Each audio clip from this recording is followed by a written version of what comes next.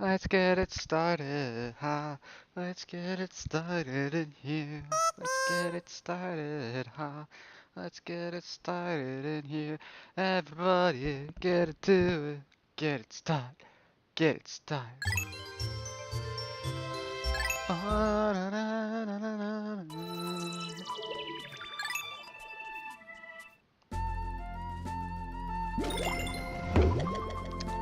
Hello there, Manuel. If you read the description, you'll see this is just gonna be Piklopedia and treasures.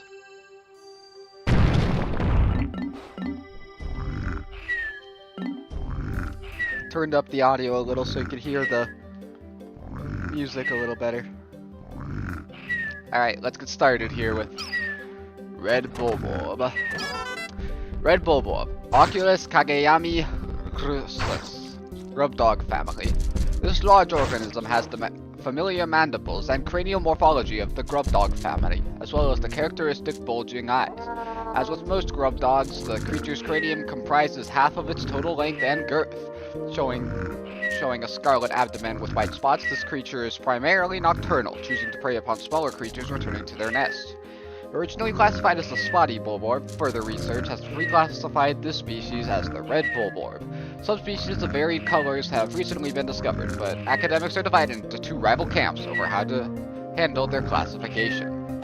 And Louie says, plump specimens are best spit roasted whole, stuffed with a lime and a slab of bacon, basted frequently to ensure a magnificently moist haunch.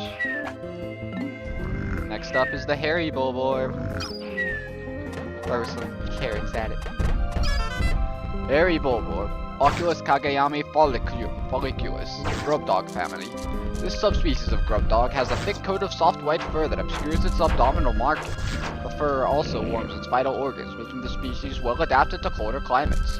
However, its hair follicles are surprisingly frail, which can result in immediate hair loss if the creature is surprised. Remove all of the bulborb's hair, wrap the beast in a foil along with a halved lemon, and place it directly on the grill. The foil should protect the carcass from scorching, and the lemon will give the meat an elegant hint of citrus. Get that acid in there. Hey, wake up, buddy. Orange bulborb, Oculus Kageyami orangeum, grub dog family. This bulborb subspecies boasts a garish color pattern with deep orange body and black spots. The orange bulborb's yellow bloodshot eyes make it clear that this grub dog is excessively edgy and high-strung, making it much easier to wake from deep sleep than other species in the bulborb family. And now we get the weirdness of dwarf red bulborb. Dwarf red bulborb, Pansaris pseudoculi crussus, breadbug family. Although initially identified as a juvenile red bulborb, groundbreaking new research indicates that this creature is in fact a member of the breadbug family. A close relative of the vanilla breadbug, it escapes predation through mimicry. Unique adaptation of the red bull. This is gonna be hard. It's a lot of talking. The red bulborb's crimson coloration allows the species to safely commingle. Such effective adaptation and obfuscation by a prey species is rare, indicating this clever creature is a master of mimicry. Oh, did I ever read how to cook you? This bulborb's meaty flanks make for salaciously savory steaks that shouldn't be missed. Now we have, for a blissful bisque, mince the entire beast finely and stir in with heavy cream, artichoke hearts, and a pinch of black pepper. Meat heat slowly until piping hot. Mmm, rich and creamy. Got all the snow bulborbs. Snow bulborb, Pansaris pseudooculi frosticus, breadbug family. Like the dwarf red bulborb, the snow bulborb is a member of the breadbug family that seeks to survive through imitating the appearance and behavior of a bulborb. Its pale coloration and blue spots make for easy identification. In particular, this organism mimics the hairy bulborb, but it is of course unable to grow the hair that gives the hairy bulborb its name. However, as the hairy bulborb has been known to lose its hair in certain circumstances, the snow bulborb is an effective mimic that is often mistaken for a member of the same species. How many do we have here? 81. Okay. Best grilled and served hot over a bed of fresh spinach and crumbled blue cheese. Dwarf orange bulborb. Pansaris pseudooculi orangium, breadbug family. Just as dwarf red bulborbs mimic the appearance of red bulborbs, it was theorized that an orange bulborb mimicking the variants must also exist. Recent fieldwork has confirmed this theory. Although difficult to prepare, this exquisite creature is more than worth the effort. Great in fajitas. Okay, spotty bulbear. I think it can restore its health somehow. Spotty bulbear. Oculus terribilis doticum. Grubdog family.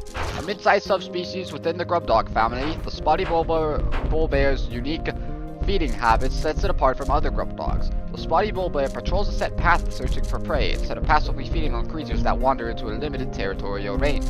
When entering a bulbear habitat, it is wise to proceed with extreme caution until the bulbear's patrol path can be clearly identified. For an unrivaled green curry, peel away the spotty bulbear's skin, pulverize the juicy innards, and stew until curiously fragrant. Ay ay ay. Dwarf bulbear. Oculus terribilis. Grubdog family. Grubdog larva in its third stage of development. This creature's body structure is nearing maturation. However, unlike mature bulbears, it has yet to claim its own patrol route, and thus is dependent on its parent for guarding direction. We have this jerk. Bulborb larva. Oculus bambini, grubdog family. As its name implies, this creature is a bulborb and in an early stage of development. Yeah, bulborbs do meow. As its name implies, this creature is a bulborb in an early stage of development. Its distinct bulborb coloration has yet to appear, but it already exhibits other uniquely bulborb characteristics. It is capable of hunting nourishment independently without the help of its parents, and it eats so fast that if it gets its jaws on a Pikmin, then it's basically dead already. Did I see how to cook you? Yes. No. Remove innards stuffed with sage and finally aged prosciutto and broil until golden brown. The ultimate crowd pleasers. This meager creature offers little meat, but its eyeballs are a local delicacy. Try them with ochre and a dollop of sour cream. There's gonna be some gross stuff in there, I know. Fiery Bulblax. Oculus vulcanus. Grubdog family. Bodily excretions of a highly flammable waxy substance interact with the cell structure of the grubdog's skin, causing a chemical reaction that produces extremely high temperatures. The skin benefits from a spongy cell structure that diffuses the surface heat, protecting the creature's inner organs. Due to the astonishing amount of heat produced by this beast, it should be observed with great caution. No stove? No problem. This sizzling beast practically cooks itself. Remember to thoroughly extinguish the steaks prior to eating. Water Dumple, which believe it or not is part of the same grubdog family. Water Dumple. Ichthyosa felinus, grubdog family. A resident of freshwater pools and marshes, this aquatic creature regularly feeds on insects that land on the surface of the water. It shares a nearly identical skeletal structure with its close relative and terrestrial cousin, the bulborb. This may offer clues to its evolutionary origin and suggest that it only recently emigrated to an aquatic habitat. Deep fried dumples without batter for all of the flavor with half the fat. Oh, he's starting to be healthier. Now we have Bulbmin, Parasiticus pikminicus, Pikmin family. This loathsome creature is in fact a parasitic form of a Pikmin that has infected a bulborb. Unlike Pikmin that nest in Pikmin onions, this parasitic relative spends its life inside the body of a host, usually a bulborb. Juveniles fall in line and mimic the actions of their parents until maturing to full independence. By burying its root-like limbs into the nervous system of the host bulborb and infusing it with natural hormonal excretions, the bulbmin is able to control virtually all of the host's bodily functions. However, the host's voracious appetite seems impossible to suppress. This thing, as you can see, we lost 6 Pikmin to that. Not as much as the 17 from those guys. Gosh. Wonder what... We'll have to look later and see what enemy killed the most Pikmin out of all of them. Alright. You ready for the sus family? Fiery Blowhog. Sus Draconis. Sus among us, am I right? Blowhog family. This creature expels a volatile phosphorus compound from its snout that combusts upon contact with air. This fire-breathing ability is dependent upon the air-to-fuel ratio at its mouth, catalyst reaction within the expelled compound, and purification of the compound. Thus, it is highly unlikely such a complex process could cause the spontaneous explosion of a fallen blowhog. This process is also perhaps to avoid risk of spontaneous combustion in the belly of a live specimen. However, one should still treat a fiery blowhog with great care, even after its life functions have deceased. Now we have watery blowhog. Hey, blow water at these stupid carrots, you idiot. Watery blowhogs, sus Luiginoids, blowhog family. Sus, am I right? A variant subspecies of the fiery blowhog. The watery blowhog lacks several of the dominant genes necessary for the production of fire-producing catalysts, and thus expels jets of the non-flammable liquid. This subspecies appears to have only recently evolved. However, the hereditary traits of this variant are dominant and highly robust, so its population is rapidly increasing. Except for in Pikmin 3, where all you see of it is mimics in the formidable oak. Armored cannon beetle larva. Granatus chukulene. It seems that Pikmin 4 is going to be the first game that has both armored cannon beetles and their larvae. Lithopod family. This specimen is a lithopod larva. So, yeah, not sus though. This specimen is a lithopod larva. This expedition was unable to confirm the existence of any mature lithopods, leading to concerns that the species was extinct on this planet, but the discovery of the creature in larva form eased such concerns. Lithopods, like flint beetles, use internal metabacteria to aid chemical digestion. These metabacteria can only survive in certain environments, such as within the body of certain insects, so lithopod larvae do not contain any metabacteria immediately after hatching. So how do they propagate insects? Larvae feed on partially digested or regurgitated by mature lithopods, ensuring the larvae obtain metabacteria they would not normally have acquired. I did forget about Louie. Why do I keep forgetting about Louie? Grind the meat and season with allspice, salt, and ground white pepper. Press the seasoned meat into meat satchels, then pan fry them with onions. Prior to serving, smother the brats with Dijon mustard and sauerkraut. Buns are optional. Roast this flavorful beast for several hours, letting it stew in its own succulent juices. Don't worry about overcooking this beast, it's scorch-proof. So then how do you cook it in the first place? This beast's unrivaled moistness gives it a melt-in-the-mouth quality that's incomparable. Watery blowhog is moist. Carefully remove every grain of sand. Peel back the exoskeleton and slurp heartily. Some of these things are kind of gross. Also, decorated cannon beetle. I wonder if this thing's going to return. It's like a bigger, I think, according to that, it's bigger. It doesn't really look bigger, but it's definitely redder. Decorated cannon beetle. I wonder if this is going to return in Pikmin 4. Granatus decorum, lithopod family. This creature is the larva form of a cannon beetle variant known for a diet consisting entirely of eating stones. It's interesting, I've always thought since it doesn't say decorated cannon beetle larva, I've always thought that this was the mature form. The decorated cannon beetle favors stones with high iron content, which contributes to its brilliant red torso. The stones these creatures launch are wrapped in a powerful magnetic field, which causes the stones to stray from their launch trajectory when other objects with high metal content, such as spacesuits, are nearby. Extreme caution is recommended for explorers wearing steel-plated armor in close proximity to this fearsome creature. Now we have some more sus. Puffy blowhog, sus inflata, blowhog family. This species of blowhog uses internally generated hydrogen to inflate a flotation bladder and hover above the ground. The creature's electrified pulse creates a sash of color that flows along the surface of its body, making it a particularly beautiful blowhog species. Precisely how it is able to internally stabilize its highly explosive hydrogen and simultaneously generate electricity remains a mystery. The puffy blowhog blows leaves and grass around it to eat insects underneath. It maintains mid-air buoyancy by using its fins and releasing air through the blowholes.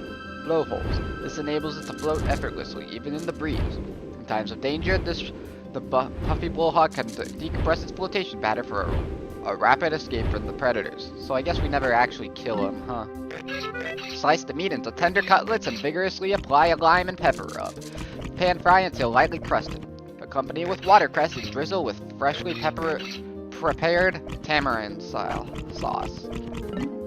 Slice this creature's feather-like skin into triangles, deep fry until crispy, and salt generously. Makes the perfect scooping chip to accompany fresh mango salsa. Withering blowhog. Sus decrepitia. Wow, you just called the withering blowhog decrepit. Blowhog family. The withering blowhog is a close relative of the puffy blowhog, but its breath is significantly weaker. However, its breath does contain a petal withering plant hormone that causes flowers to instantly lose their petals. Although its breath has not been studied in detail, analysis of the chemical compounds involved hold great promise for the biotechnology sector. Wonder how. Hang this creature on a rack and sun dry on a high afternoon. Suitably crisp, grind the sun-dried beast into powder. Makes a great substitute for cayenne or curdy powder. Alright, now we've got this guy, which I love Daniel's description of it as Jordanian goldfish. Gatling groink. Megaplod catabus. Unknown family. This beastly predator's aggressive ejection of high-speed projectiles makes it one of the most fearsome creatures in the ecosystem. Its body seems to comprise both biological and mechanical components, and represents one of the most evolutionary advanced specimens ever observed. The chamber within its torso gives it a rapid-fire pellet launch capabilities.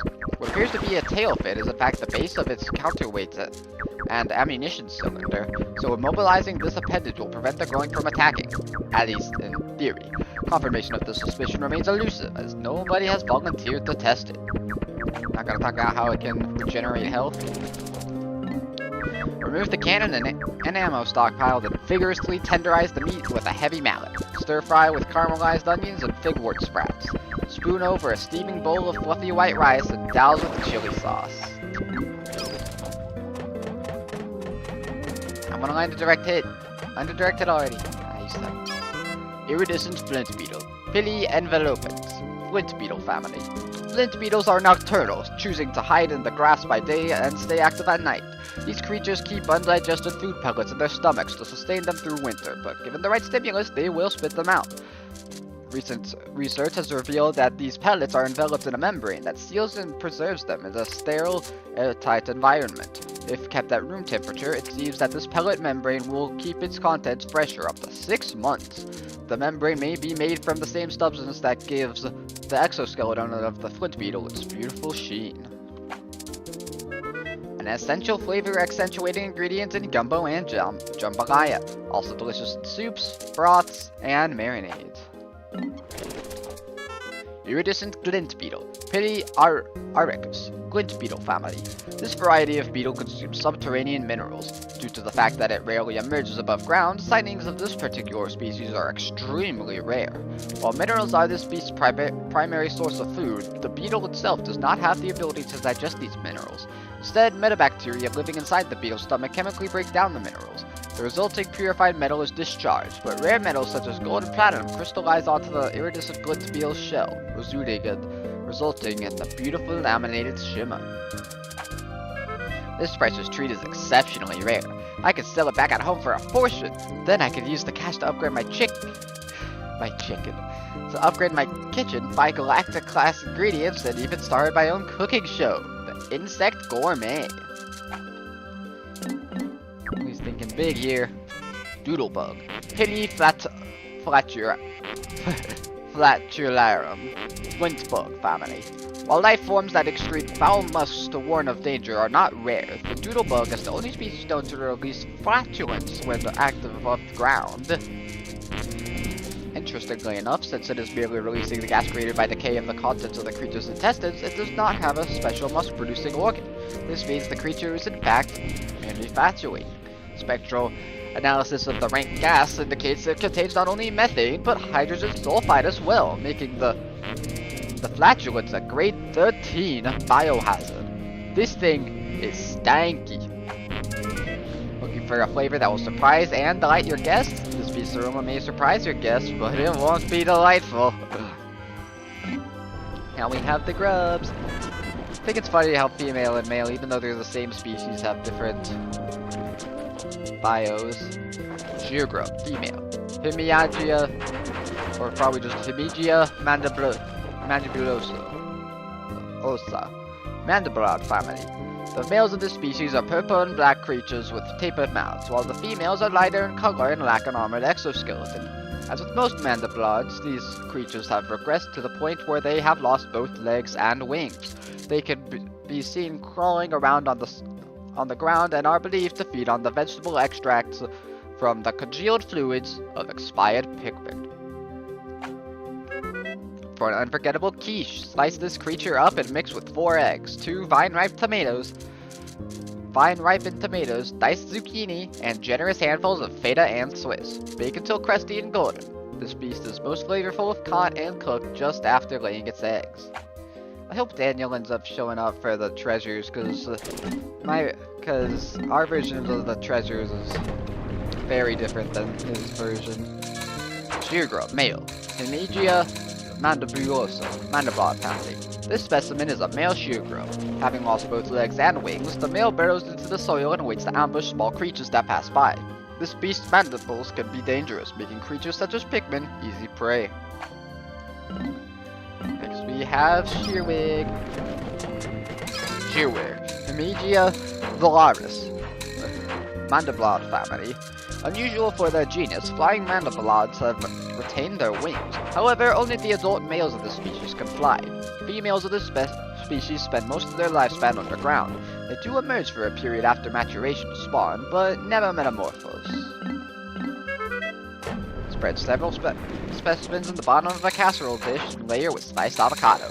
Bake until the meat is choice and the cheese is lusciously browned. Grate this beast into a zest and whisk with sugar, cream, and chopped dark chocolate for a lusciously indulgent mousse that's a true culinary coup de grace. Come out, Cloaking Baronet. Trilobitans reclusiva, Baronet family. The snake eye pattern on the beast's shell is one of the most distinctive features of the Baronet family. The red pattern of the cloaking Baronet and the spikes around its mantle make it easily identifiable while still making it a representative specimen of the Baronet family. The shell on the cloaking Baronet's back also provides a frame that fixes its muscular structure in place and appears to give the creature its powerful needle-launching attack. Boil in the shell with a pinch of salt until bright red, and serve piping hot with tartar sauce. Ravenous whisker killer. Lepidoptera pluckius, something like that. Whisker pillar family. As this species of insect has only recently been discovered, fully mature specimens have yet to be collected. No molting or metamorphosis has been observed during the observation period, making it unlikely that mature whisker pillars will be encountered anytime soon. Based on active predation by Pikmin, it is believed that the whisker pillar's place in the food chain has not changed over time. Delicious skillet seared or sauteed with scallions and red Genovese sauce. I don't know what that is. We have Anode Beetle. Scarabum electrodia, scarab beetle family. This specimen is representative of an insect hybrid that uses electricity in addition to glycogen for its energy. Although difficult to confirm due to their microscopic size, tiny hairs on the creature's legs cause the friction that generates the electrical charge. The electrical charge is processed by the creature's internal machina battery structure, and then stored as a Deus electrical field. As this field reaches critical levels, surplus electricity is emitted, resulting in a low voltage current that is transmitted between specimens. It can shock other creatures in the immediate vicinity. Considering this process, it can be surmised that the largest impetus to pack behavior is not so much for synergetic effects of producing as a pack as it is to take advantage of this most effective means of group preservation. Drain the electrical charge before boiling. Although it is possible to eat an anode beetle while in this charge, doing so may result in an unpleasant tingling sensation. And I once again forgot this guy. Delicious skillet seared or sauteed with scallion. No, wait, no. Never mind. The Metites. Jerks. Metites. Or the Mitites, something. Metivius infiltratus. Unknown family. These parasitic insects feed on eggs. Upon reaching maturity, they excrete a special pheromone that attracts females of a particular species, enticing these females to swallow the Metites whole. Pikmin, however, seem to dislike the scent. After entering the host female's body, the Metites lay their own eggs inside the host's egg, just prior to the host spawn. Here. Flash fry with garlic and red chilies in a hot pan, then sprinkle with grated gorgonzola. Some dinner guests may find the legs unappealing, so it's best to remove them before serving. Now we have Hermit Crawmad. This jerk. The Pikmin carrots just kind of disappear in water.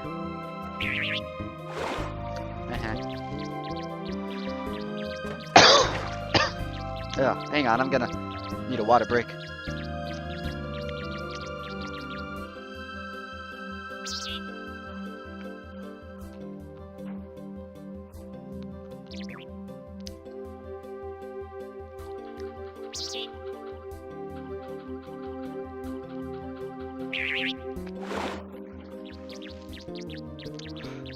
Alright, Hermit Crawmad.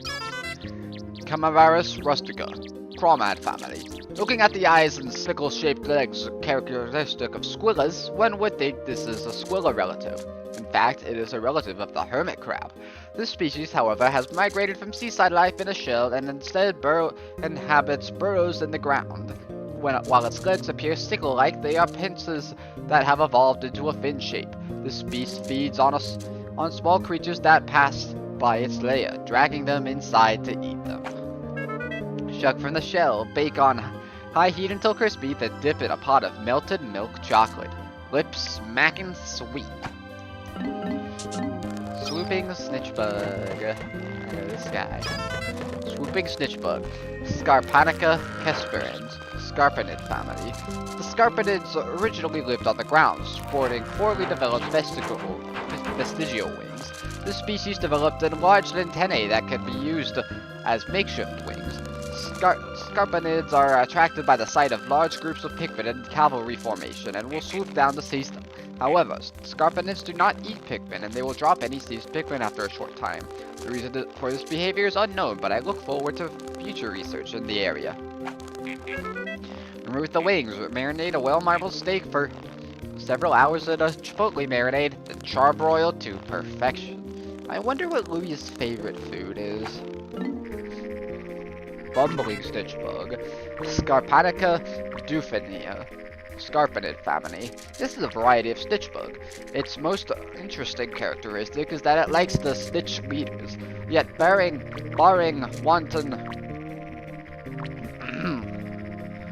wanton carelessness or incompetence, leaders are not easily captured. Any leader caught by this creature is clearly an idiot, which is why this creature is also known as the exposing snitchbug. There are several known varieties of snitchbugs, but research has stagnated despite it being such an interesting species. Anyone who gets caught by this guy is an idiot. Remove the wings and discard the remainder of the beast. Enjoy the luxurious wafer-thin wings with fine water dumple caviar. So I guess in this creature they're not antennae and they're actual wings. Careening the Rigibug. Photolum circus maximus, the Rigibug family. This creature floats effortlessly through the air using gas-filled balloons. Both its appearance and its nature are antagonistic, and it is the only variant of its species in this ecosystem. It may be best to consider the possibility that it somehow wandered into the ecosystem from an entirely alien one. Positive proof does not exist at this point, but that is how the creature is currently classified. Pull off the balloon-like air sacs, mince the meaty abdomen, and shape it into small cakes. Pan-sear the cakes until crusted, but be careful not to overcook the delicate meat. When ready to serve, garnish the plate with the vibrant air sacs. Even the most discerning dinner guest will be dazzled by the colorful presentation. Antenna beetle. Mesmery Kettlebug family. This creature is able to control the Pikmin by way of peculiar frequency of its roar, but its only objective seems to be defensive in nature, as it stops people from attacking and forces them to run away. This beast prefers humid, dimly lit environments, and has been known to inhabit empty and discarded containers. For this reason, it's wise to thoroughly ventilate any specimens that are recovered. Lifting off with one of these creatures in the hole can lead to a rupturing of the specimen during decompression, resulting in an explosive mess. Extract meat from the exoskeleton and sear on all sides in a hot wok to seal the flavor. Top the dish off with a splash of spicy peanut sauce. Did I read the description on this one? Yeah. Oh no, he just called the antennae wings. Okay. Yay! Spotted jelly float. Let's do spotted jelly float. Cephalus dactylium. Jelly float family. This native jelly float is indigenous to the region. Unfortunately, it is currently endangered, as its habitat is being overwhelmed by hostile immigrant species. That's all he has to say. Similar in taste and texture to gelatin, this jiggling mass of jelly can be sculptured into all kinds of creative shapes. As a bonus, it also doubles as a professional grade hair gel. It's the perfect cool summer treat. Okay, weirdo. Greater spotted jelly float. Cephalus vortexia. Jelly family. Vivid pink coloration is the most noticeable characteristic of this floating life form. This immigrant species is not native to the region, having appeared to have recently arrived on wind currents. The luminescent organ in its head attracts prey, which it then sucks up and consumes with its lower orifice. Unlike jellyfish, the jelly float's tentacles do not have nematocysts, so there is no danger in touching them, as they're not electric. Like a fine cheese, the aroma of this fluid floater can be oppressive, but its flavor must be experienced to believe. Also makes for an unforgettable non-dairy spread. Now we got Dweevils! Fiery Dweevil. Mandaracnia napalmans. Dweevil family. Members of the Dweevil family are known for carrying objects of astounding size on their backs, then mimicking them. The fiery Dweevil is one species of this family. Generally, this is a very gentle insect that feeds on grass nectars, but when faced with danger, the fiery Dweevil ignites the flammable internal gases, juts out its jaws, and spews scorching flames. As this clearly makes it a rather dangerous insect, it is best not to linger directly in front of it. The search for a gourmet, high-protein, salad-topping alternative to bacon bits is over! Grind this spicy Dweevil into tasty micro chunks and toss them generously over your salad to add instant flair and flavor. Anode Dweevil. Mandaracnia volticula. Dweevil family. Members of the Dweevil family are known for carrying objects of astounding size on their backs and mimicking them. The anode Dweevil is one species in this family. They seem to have no particular preference for which objects they carry on their backs, as they will carry anything they can lift. They boast an internal organ that generates electrical charges, which the anode Dweevil releases when it senses danger. Raw anode Dweevil makes for an unforgettable sushi treat, but sushi? That's a spider, not a fish. I guess there's like spider sushi and like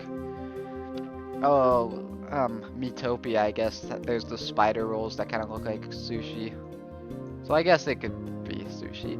But if it is not prepared by an expert hand with exacting precision, consumption could result in a jolting electrical explosion of apocalyptic proportion. Sounds like it's like a more explosive pufferfish. Caustic Dweevil. Mandaracnia sulfurnid. Dweevil family. Caustic Dweevil is one member of an insect family known for mimicking objects by carrying them on their backs. Several points of differentiation with other members of the species have been confirmed, such as body color and behavioral patterns, but none of these suggest major deviations in the creature's genetic structure. This makes it clear that it is a relative of the family. When attacked by the enemies, the Caustic Dweevil spits out bodily fluids in response. Spacesuits corrode and oxidize when they come in contact with this highly acidic liquid. But it is still liquid, so blue Pikmin are still weak to it. Inedible. Effects of consumption include uncontrollable arm flailing and enthusiastic dishwashing. That's a pretty funny one. Enthusiastic dishwashing. You go, ah, I'm washing these dishes! Ah! Like that. We'll get to you later. Munge Dweevil. Mandaracnia pungentis. Dweevil family. The Munch Dweevil is one member of an insect family known for many objects for carrying them on their back. These insects often carry the carcasses of other life forms on their backs, but apparently this is not for the purpose of transporting them as food, but instead is another example of their mimic behavior. The Munch Dweevil produces 2 different chemical compounds within its body, which form poisonous gas when mixed and expelled. This gas is used only for self-defense. Exposure to even extreme heat doesn't seem to rid this creature of deposits of potent gas. It's probably best for everyone if you avoid eating this hazardous fare. Volatile Dweevil. A very unfun enemy. I believe you can actually get him to explode. If you try hard enough. Volatile Dweevil. Under Arachnia Explodus. Dweevil family. The Volatile Dweevil is one member of an insect family known for mimicking objects by carrying them on their back. The Dweevil family exhibits the most unusual characteristic whereby the creature's behavioral patterns actually change based upon the object the creature carries on its back. The Volatile Dweevil has one of the most potent attacks of all species within the Dweevil family due to its habit of carrying explosive devices. Approach with caution and or body armor. Once again, I wonder if bomb rocks are going to return in Pikmin 4. I haven't seen any sign of them yet. The scorching species combust upon contact with the tongue, only edible by the adventurous and asbestos tongue. Toady Bloister. Hey, I think we're halfway there now. Toady Bloister. Molluskid Minionicus. Mollusking family. This species of creature has yet to fully evolve from shelled mollusk to the more advanced Bloister. Compared to the Bloister, this creature is significantly smaller. The fact that its mandibles do not protrude as significantly as the ranging Bloister is due in part to the fact that, like most mollusks, its vital organs are located deep within the creature's carapace. These are loud. Pan-sear with herbs and oil until lightly crusted on the outside and rosy on the inside. Complement the savory flavors with a light and buttery cream sauce. Alright, for all of you European viewers, oh, no. For all of you European viewers, this is a Wollywog, not a Wollyhop. But apparently in Pikmin 4 they changed it so that all regions say Wollyhop. Which I think is kinda dumb, but Yellow Wollywog, Amphicaris Frodendum, Amphituba family. This magnificent specimen has the brightest gold coloration and the greatest number of the lateral spots of any member of the Amphituba family. This species seems to have lost some swimming proficiency with the evolutionary adaptation that granted a greater jumping ability. The Amphituba oh, my nose is all plugged up. The Amphituba inhabits aquatic shallows and shows an instinctive drive to jump upon and squash smaller creatures.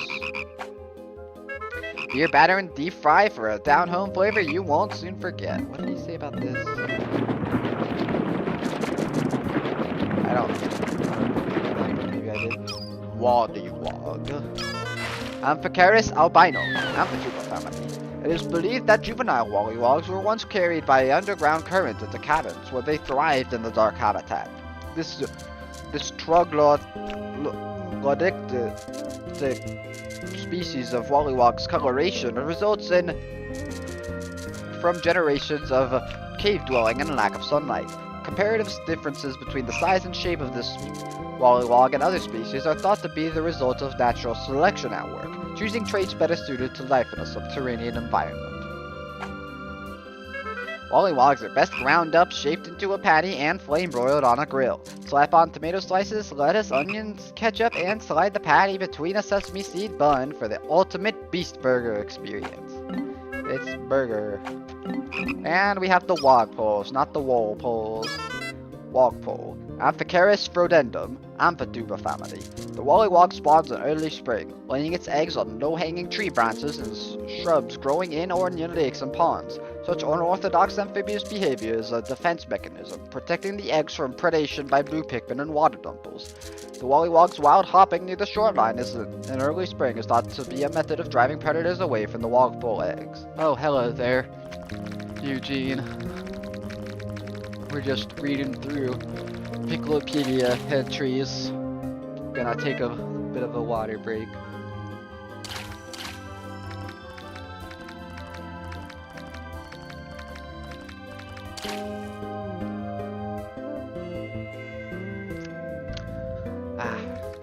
Log balls can be eaten raw, but they're much more flavorful when steamed or grilled. Also heavenly in risotto. Feel free to experiment with this lush ingredient. Alright. Lapis lazuli candy pop bud. Flora cobaltium candy pop family. No matter what color Pikmin is tossed into the bosom of this flower, it spits out the same number of blue Pikmin. This family of plants boasts soft, fleshy leaves, the sinewy tendrils of which allow the flower to open and close repeatedly over the course of a day. This flower's tough texture makes it unsuitable for salads, but its bright blue hue makes for a grandiose garnish. Crimson candy pop bud. Flora rufusia candy pop family. No matter what color Pikmin is tossed into the bosom of this flower, it spits out the same number of red Pikmin seeds. The Pikmin, the candy pop flowers, and the Pikmin onions are not easily are not easily explained by the current theories of the xenobotanical sciences, and thus have not yet been appropriately studied and classified. We're just kind of calling them their own family. Golden candy pop bud. Flora aromia candy pop family. No matter what color Pikmin is tossed into it, it spits out the number of yellow Pikmin seeds. Current research has yet to produce any theories as to precisely what kind of interaction causes the Pikmin to change color to match the color of the flower's petals. Did I read this? This spicy flower can bust upon contact with the tongue. Keep fire-retardant condiments within arm's reach. That seems like it would be good for a hot one sauce. This tart flower's acidic juices could burn a hole through a frying pan. Eating it would be unwise. Where'd you get a frying pan? Violet candy pop bud. Flora puniceus candy pop family. Research from our most recent expedition has confirmed the presence of candy pop buds in subterranean regions. Considering the microecologies that this planet has been found in, one could surmise that it could be found in any cavern, regardless of geographic region. I guess it's in red to let you know, hey, you will find more of these, no matter what area you're in. It's interesting, you don't see red text in here very often. Tossing Pikmin into this flower results in the release of purple Pikmin seeds, regardless of the color of the Pikmin tossed in. This variety of candy pop contains robustly odoriferous oils. If candy pop flowers could be cultivated, there's no doubt that the plants would offer multifaceted benefits to the cosmetic, medical, and tourist industries. But not so much food. This convenient purple flower secretes a dark, flavorful oil that eliminates the need for salad dressing. So I guess it's a good salad dressing then. Oops, sorry. Ivory candy pop bud. Flora nevius candy pop family. Research from our most recent expedition has confirmed the presence of candy pop buds in the subterranean regions. Yeah, once again, same dialogue. Tossing Pikmin into this flower always produces white Pikmin seeds, regardless of the color of Pikmin tossed in. In many cases, plants with small leaves typically have limited photosynthesis capabilities, and thus must find the alternate means of obtaining nutrients, with parasitic and predatory behavior being most common. The candy pop bud could be considered one such example. This elusive flower spoils within seconds of picking, making it unsuitable for cooking. Queen candy pop bud. Come on, let's get some in there. Bong, bong. Queen candy pop bud. Flora regina candy pop family. This specimen constantly changes colors. When Pikmin are thrown into it, it shoots out seeds that match the flower's coloration in the moment the Pikmin landed inside of it. The number of seeds shot out is always greater than the number of Pikmin thrown in, unless, there's already 99 Pikmin on the field other than the one that you threw in. It can be said that this is a completely baffling plant, and many mysteries remain over precisely what sort of relationship it has with the Pikmin. It would appear that the Pikmin gain all of the benefit from the relationship. Perhaps it is simply a different variety of Pikmin to begin with? Eating this flower reached a spectacular, breathtaking indigestion, so don't eat it. Weeping chrysanthemum. Taraxacum rovinia, chrysanthemum family. Like Pikmin, the creeping chrysanthemum is a member of a group of creatures with ambulatory root structures. This creature is known as a mimic, but because it is actually a form of plant, this label is not entirely accurate. For unknown reasons, the creeping chrysanthemum's mimicry does not fool Pikmin, perhaps because they share similar heritage. It relies on preying upon other creatures to provide sustenance, so it has no need for leaves for photosynthesis. Generally speaking, the role of plants within an ecosystem is a producer species, and thus plants are generally found at the bottom of the food pyramid. However, on this strange planet, the line between producer plants and consumer plants is blurred. When thinly sliced, this predator's sizable bulb makes a sumptuous pizza topping. Sumptuous. Skittily. Pseudo-Arabicans. What, the creeping chrysanthemum? Yeah, I agree, that thing does look pretty darn weird.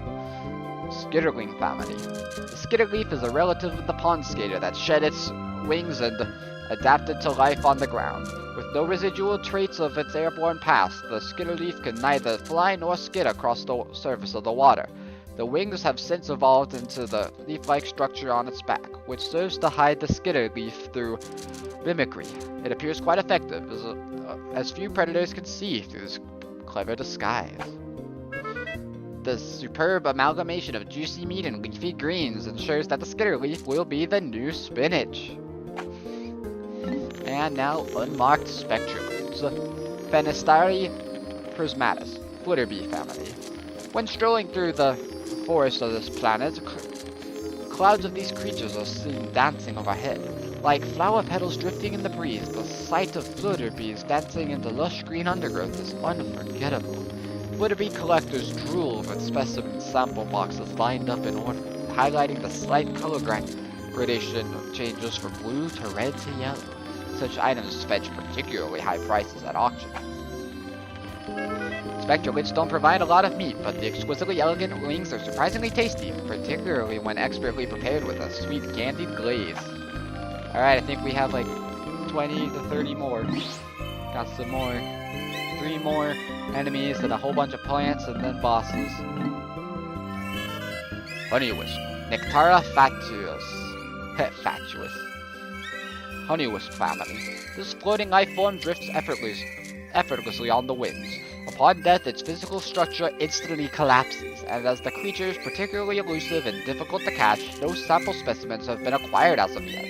If we could simply recover a live sample, research on the species would likely proceed much more smoothly. Although the eggs are small, the yolk has a distinctly bold and tangy flavor.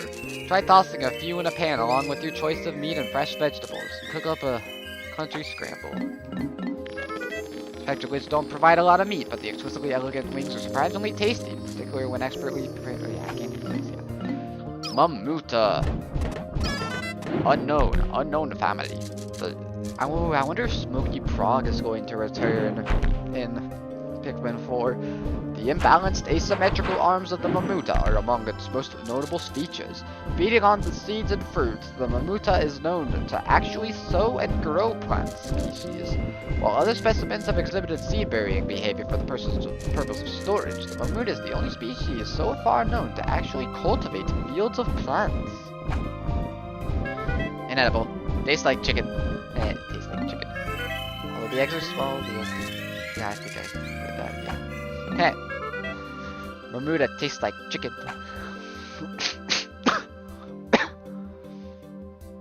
You're excited for the bread bug? Alright. Well, here you go. Bread bug! Pansaris glutanae. Bread bug family.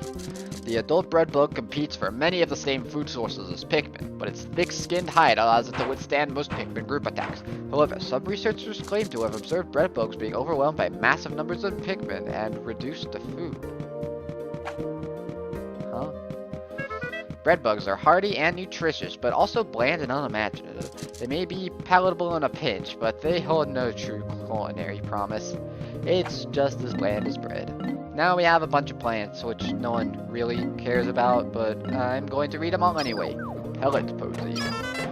Amplus nutrio, pelletweed family. In the stem of the pellet posy, one can observe the muscle fiber unique to half-plant, half-animal species such as the Pikmin and candy palm flowers, so the pellet posy is a species that can be considered a close relative.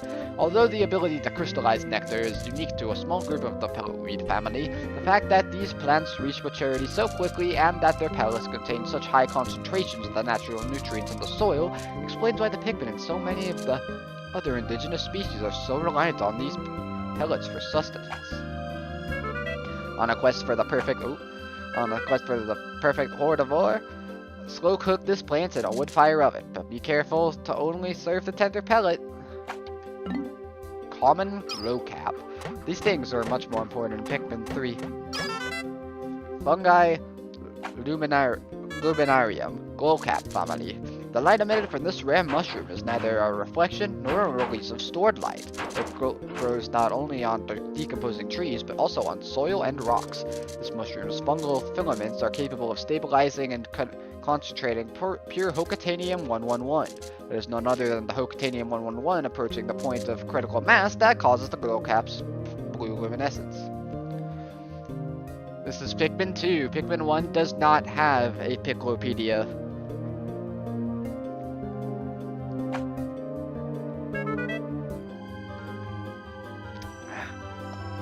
Rapturous, fresh, or sauteed, this illuminating fungus will be hot in the galaxy's trendiest restaurants. Clover, Quatrius infectum, clover family. This is a naturalized species. These plants are extremely persistent, and with the assistance of a symbiotic fungus that grows on its roots, the species is able to survive even in drought conditions. Typically, its leaves come in groupings. Excuse me. Ugh. All this talking is... I'm not used to talking this much. Typically, its leaves come in groupings of 3, but intense impact on the leafing system early in the development cycle can result in an extremely rare 4-leaf cluster. Mildly poisonous. They result in nausea, headache, fever, fatigue, chest pains, paralysis, loss of bone density, moodiness, feral rage, sauciness, dilly-dallying, strokes of brilliance, and untimely doom. Well, that seems like a range of effects.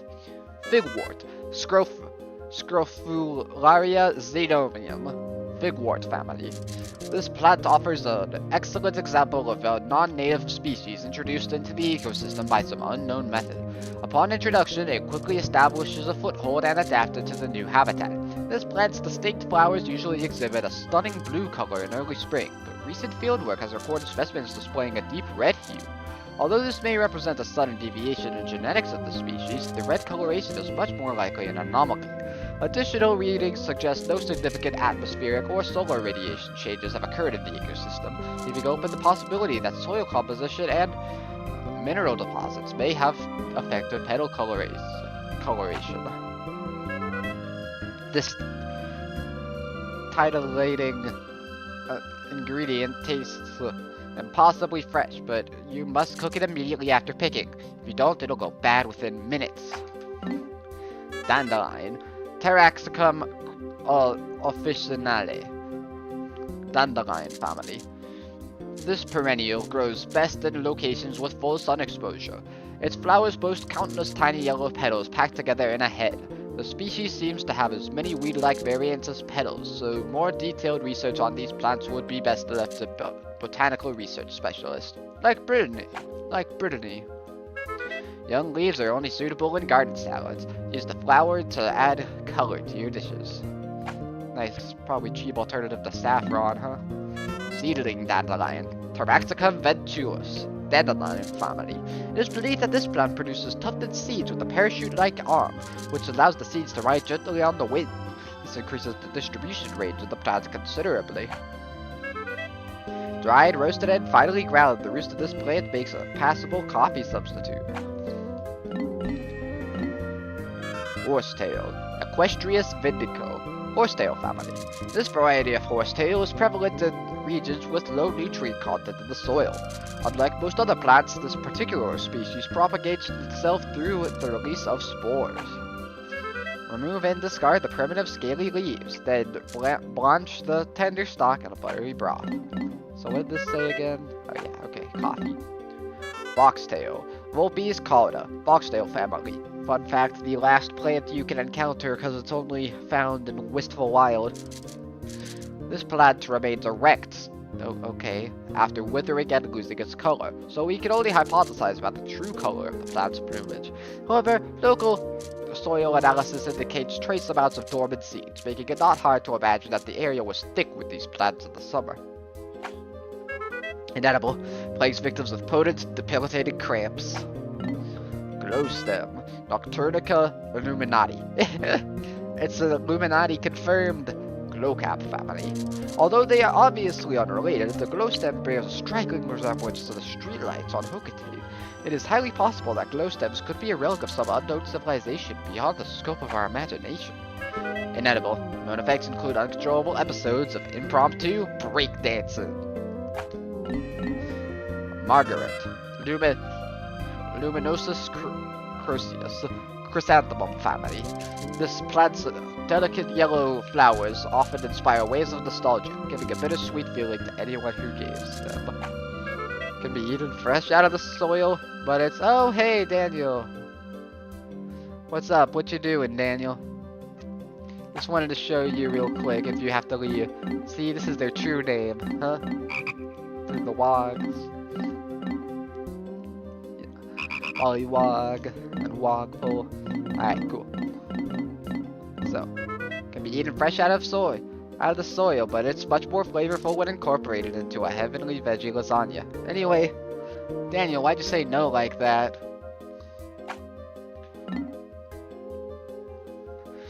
Fiddlehead. This also returned in Pikmin 3 and was much more important.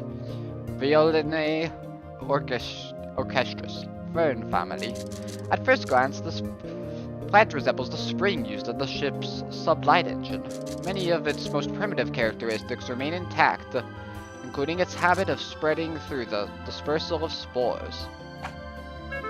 Sun-dry the leaves for several days, then grind them with a mortar and pestle. The resulting herb grants an aromatic, earthy flavor to mutton and poultry dishes. Just still waiting for that follow-up, Daniel. Shoot. Unknown family. This is a young shoot of some kind, but what kind of tree species does it belong to?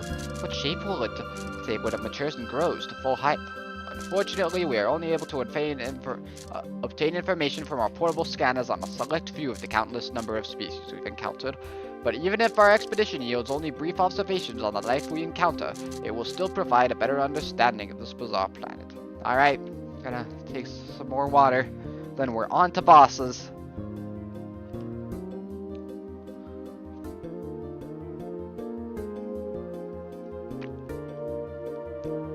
You know, boss order could show you the intended order of caves, but I think some of the boss orders are listed differently than cave orders.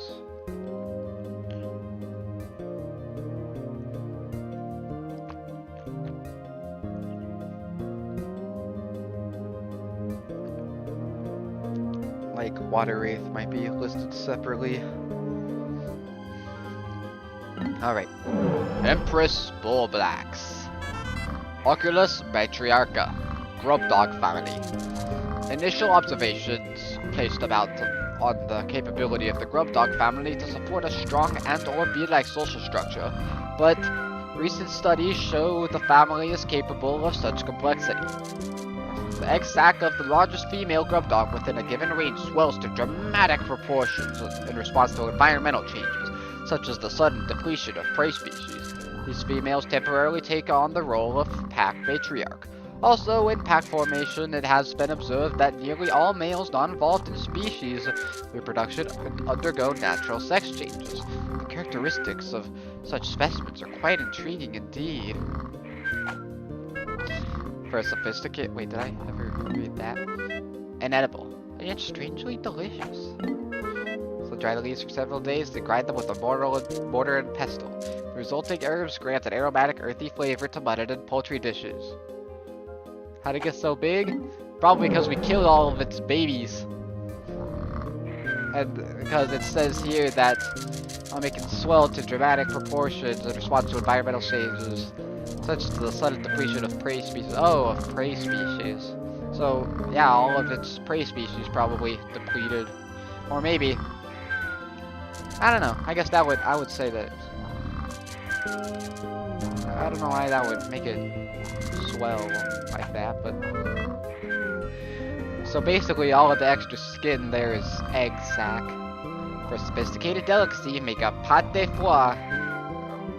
foie gras from this massively obese creature's liver and spread it over a sesame cracker. Burrowing snaglet. Chiropides anacondae. Navian family.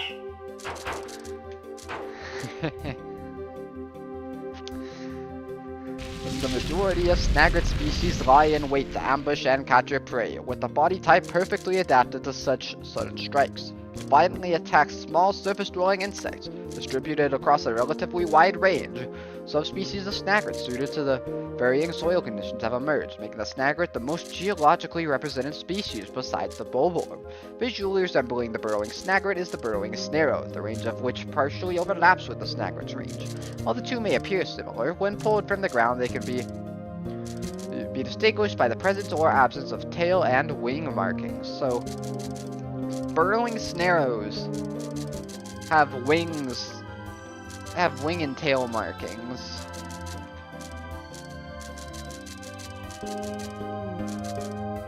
And so that's probably because I don't think burrowing snaglet has it. Slice the serpentine torso into thin medallions, skewer on a metal rod with hocotate onions, and barbecue over an open flame. Man, I hope that Pikmin 4 has burrowing snarrow, because it's been, ever since Pikmin 1, they've been hinting at a burrowing snarrow. So yeah, and then you're intended to go here. Yeah, see, this is where boss order makes no sense. Because, like, they expect you to go back here to fight BD Longlegs, then go to Awakening Wood to fight Emperor Bullblacks, then go back to Awakening Wood to fight Giant Breadbug, then back to Awakening Wood for Pileated Snaglet. I guess technically all of these only require yellow Pikmin, so I think that's what they're getting at. But I still don't know why they say you have to go back. Yeah, that's where it doesn't make any sense. Anyway, BD Longlegs. Pseudoarachnia armoralis. Arachnoid family.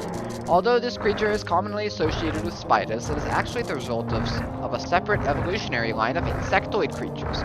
Since the spherical body section supported by the creature's legs carries most of its internal organs, there appear to be no other features that would correspond to a head or abdomen. No head or abdomen, only a butt. Poisonous. Consumption results in prolonged writhing and uncontrollable mirth. Alright. Come on out, Emperor Bullblacks. Emperor Bullblacks. Oculus Supremus. Grubdog family. The largest member of the Grubdog family. No. Sorry, Empress Bullblacks has surpassed that in this game. Is normally found buried in the ground, with only the stalks of its eyes exposed. This camouflage allows the predators to surprise smaller creatures and use its long adhesive tongue to capture prey. The thick hide and angular hump give the organism a distinct rock-like quality. During the rainy season, moss grows freely on its hump, making it nearly impossible to distinguish this lethal predator from a stone. To prep the tongue for cooking, marinate in olive oil and chop into cubes. Stir in a pot with carrots, potatoes, and chives, cover, and simmer over low heat for several hours. Accompany it with mouth-watering rustic stew with a hearty roll. Giant breadbug. Pansaris gigantus, breadbug family. This gargantuan species of the greater breadbug family has a torso so perfectly square that it almost seems like it was formed of mold. For a brief period after birth, the giant breadbug competes for food with smaller breadbugs, but upon reaching maturity it seeks out much larger prey.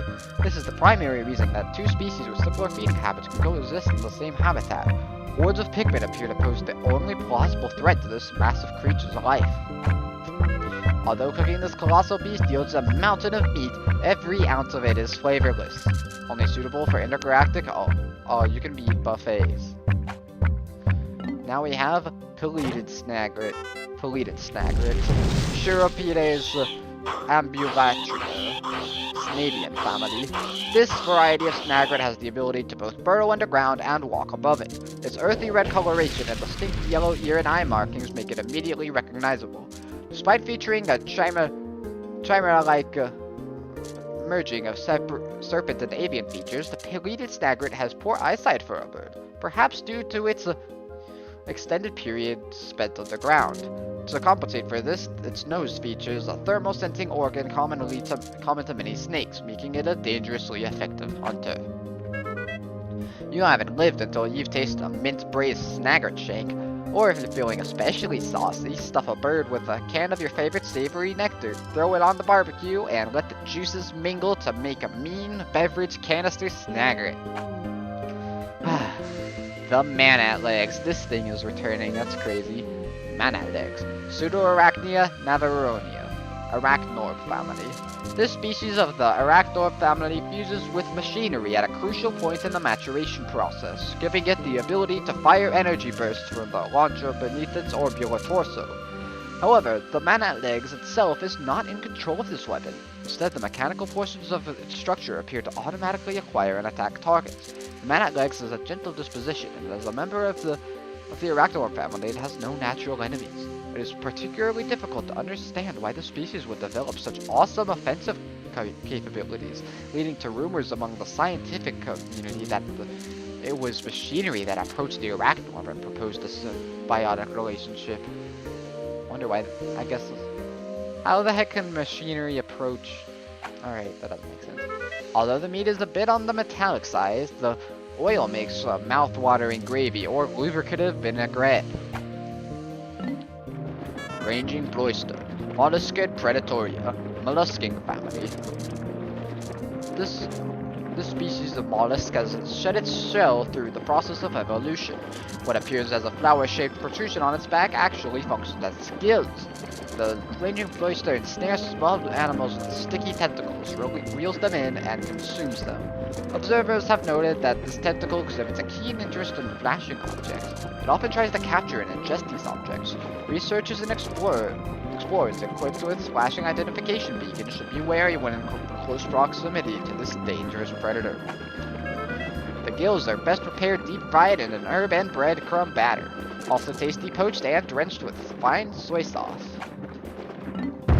Alright, got this thing. Only defeated one Pikmin. Water Amphibios-sapiens. Unknown family.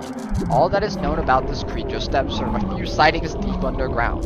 All reported sightings feature the same core set of details. A giant viscous form with a clear hazy sheen not unlike hard candy. One theory holds that it may be the ectoplasm incarnation of a kind of psychic phenomenon. But as is usually the case with such theories, it is very difficult to prove. All witnesses report being suddenly overcome with fear upon sighting the creature, approaching a state of panic and near insanity. In fact, every report contains an inordinate amount of extremely vague details, which has led to suspicions that exhaustion and fear have caused some simple natural phenomenon to be viewed as a living creature. He thinks it's just a natural phenomenon. Inedible, known to cause mass hysteria, followed by leg spasms and internal thunderings. And now we have Wistful Wilds exclusive bosses. Segmented Cropster. Parastacloidea reptantia. Creep crab family. I hope this thing doesn't return in Pikmin 4. This gigantic beast is wrapped in a hard shell. In an atypical evolution, the right front leg of this creature is hypertrophic, taking on the function of an arm rather than a leg. Its asymmetric physical development is unique in the natural world. One unlucky explorer's incorrect conclusion that this creature adheres to a pattern of peaceful, quiet behavior led to an unfortunate incident. In fact, this beast exhibits intensely hostile, aggressive tendencies, aiming at prey and ramming them at full speed. What do you say about this? Thunderstorms. Dessert meats are all the rage on Hocotate. When the planet's finest chefs hear about the kind of sorbets, pies, and parfaits you can make with the claw meat on this sweet beast, they'll clamor for every morsel we bring home. Raging Longlegs. Pseudoarachnia furiendis. Arachnorb family. Arachnoids boast a wondrous biological composition, with a silicon-based exoskeleton and innards coated with malleable heavy metals. However, much about these creatures remains a mystery, as specimens regularly explode when they are dissected. These explosions produce scorching flames that completely melt all internal organs, leaving us with a disappointing lack of information on the inner workings of the species. We must await the development of new dissection processes and more specialized research before we can better understand this enigmatic creature. However, the following observation notes have been recorded. Appears to be living terrain for some unknown purpose. Location of Isaac is not readily apparent. Freezing a specimen may yield new research opportunities. Ooh, I hope the stakes return so that we can freeze it. Neither boiling nor baking can diminish this creature's overpowering musky scent, only suitable for serving to unpleasant in-laws. And finally, the final boss, the Titan Dweevil. Mandarachnia gargantia. Weevil family. I love how it's not even part of its own species, it's a Dweevil, just the random enemy that's known for picking up objects. The largest member of the Weevil family, this fearsome predator carries protective components that frequently exhibit offensive capabilities, an evolution that may be attributed to mere chance. Another evolutionary theory is that the chemical contents of the containers carried by Titan Dweevils contribute to possible gene splicing. While other Dweevils do not seem to choose the objects they carry, the Titan Dweevil appears to prefer shiny objects above all others. What do you have to say? Eaten raw, this predator's luxurious legs are bold and full flavor. What a satisfying crunch. That would be a fun trivia question. What's the last word of all of the Louie's notes entries? That would be crunch.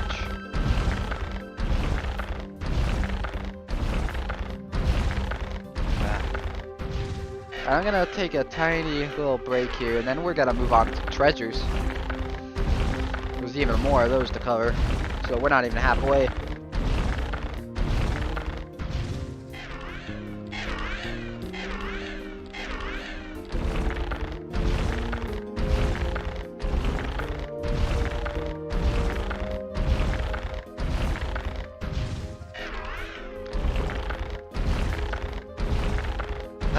Alright, I'm gonna take a bathroom break.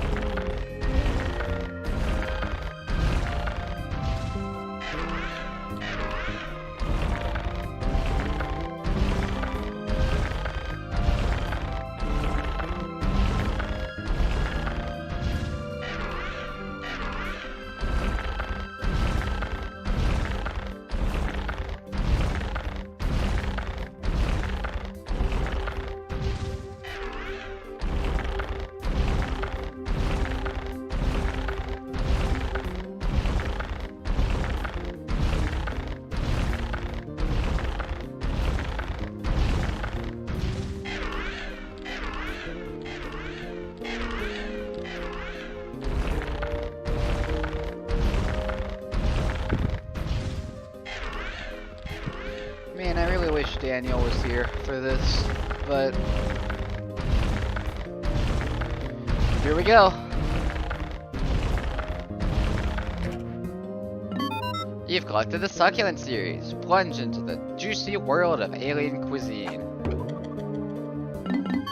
You've collected the Nature's Candy series. Avant-garde veggies for modern gourmets. Excuse me. You've collected the Xenoflora series. Botanists will fog their spectacles over these wonders. You've collected the Sweet Tooth series. Heaven on the tongue, havoc on the tooth. You've collected the Paleontology series. Who knows what beasts left these behind? You've collected the Ancient Secret series. This old junk will make romantics weep with joy. You've collected the Cook's Arsenal series. This apparatus wouldn't that be these apparatus? Ought to turn a tasty profit. You've collected the Tortured Artist series. Everyone's inner artist will crave this set.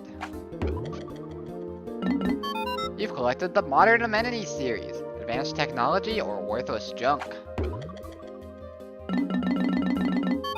You've collected the Husband's Tears series. Women cry with joy, men just cry at the price. I must have accidentally entered this before because we're skipping over some categories. You've collected the Space Love series. Oh, or maybe these are only series that finished with us doing Wistful Wilds. These designs transcend intergalactic cultural barriers. You've collected the Crystallized Emotions series. With a flashy name, you can sell anything. You've collected the Dream series. Consumers hear the word dream and open their wallets. You've got the Blast from the Past series. My nostalgic pitch will transform these oldies into hits. You've collected the Mystical Energy series. These enigmatic reactors power this alien planet. You've collected the Massive Receptacle series. Occultations could practically live in these. You've collected the Ancient Ads series. These persuasive logos are amazing attention grabbers. You've collected the Odd Logos series. Indecipherable symbols are all the rage these days.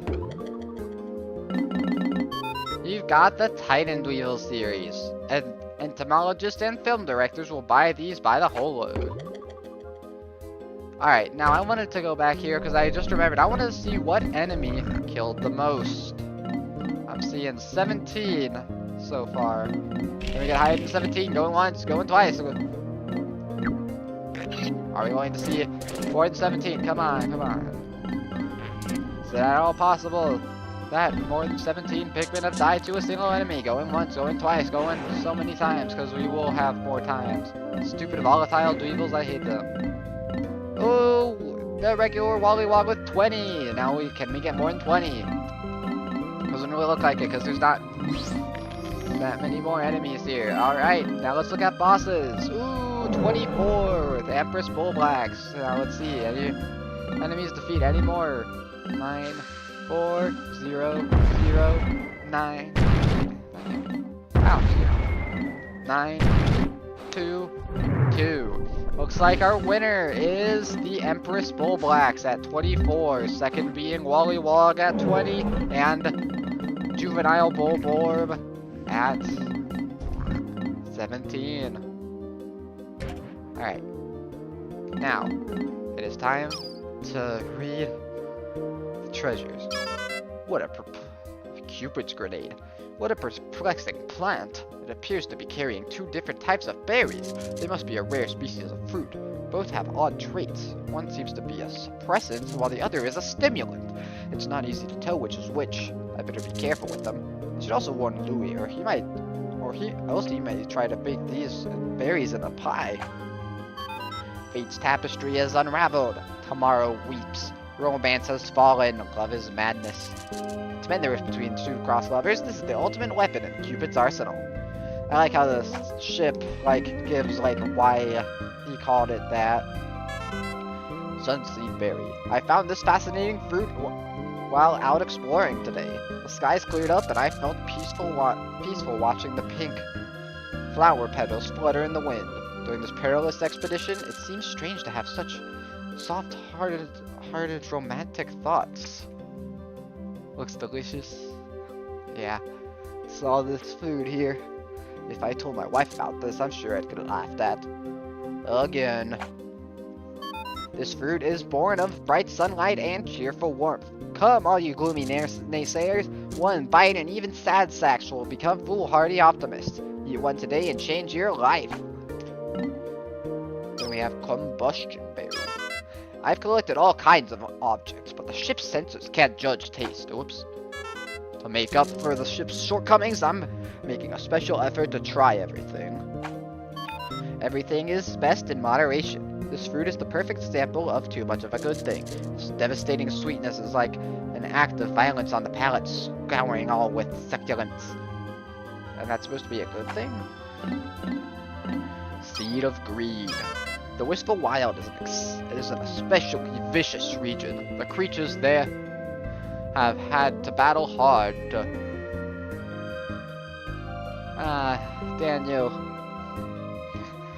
You missed all of the Piklopedia entries. We've moved on to treasure now. But just because I want to show you... where is it? Wally Wog. See? Look at that. You probably don't see that over there too often, except for online. And also, the enemy that killed the most Pikmin was the Empress Bullblacks at 24. Alright. Don't worry, we still got plenty more stream to go, because the treasure hoard is pretty long.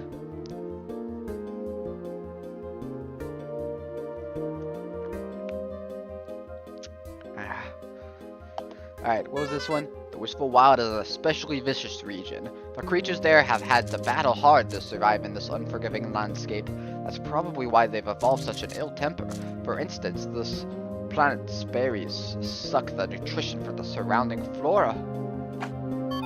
This item's docile efficiency evokes images of wealth and greed. Behold, life's essence.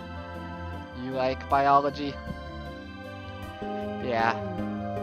There's some fun stuff, but I wanted to, I'll show you this other thing.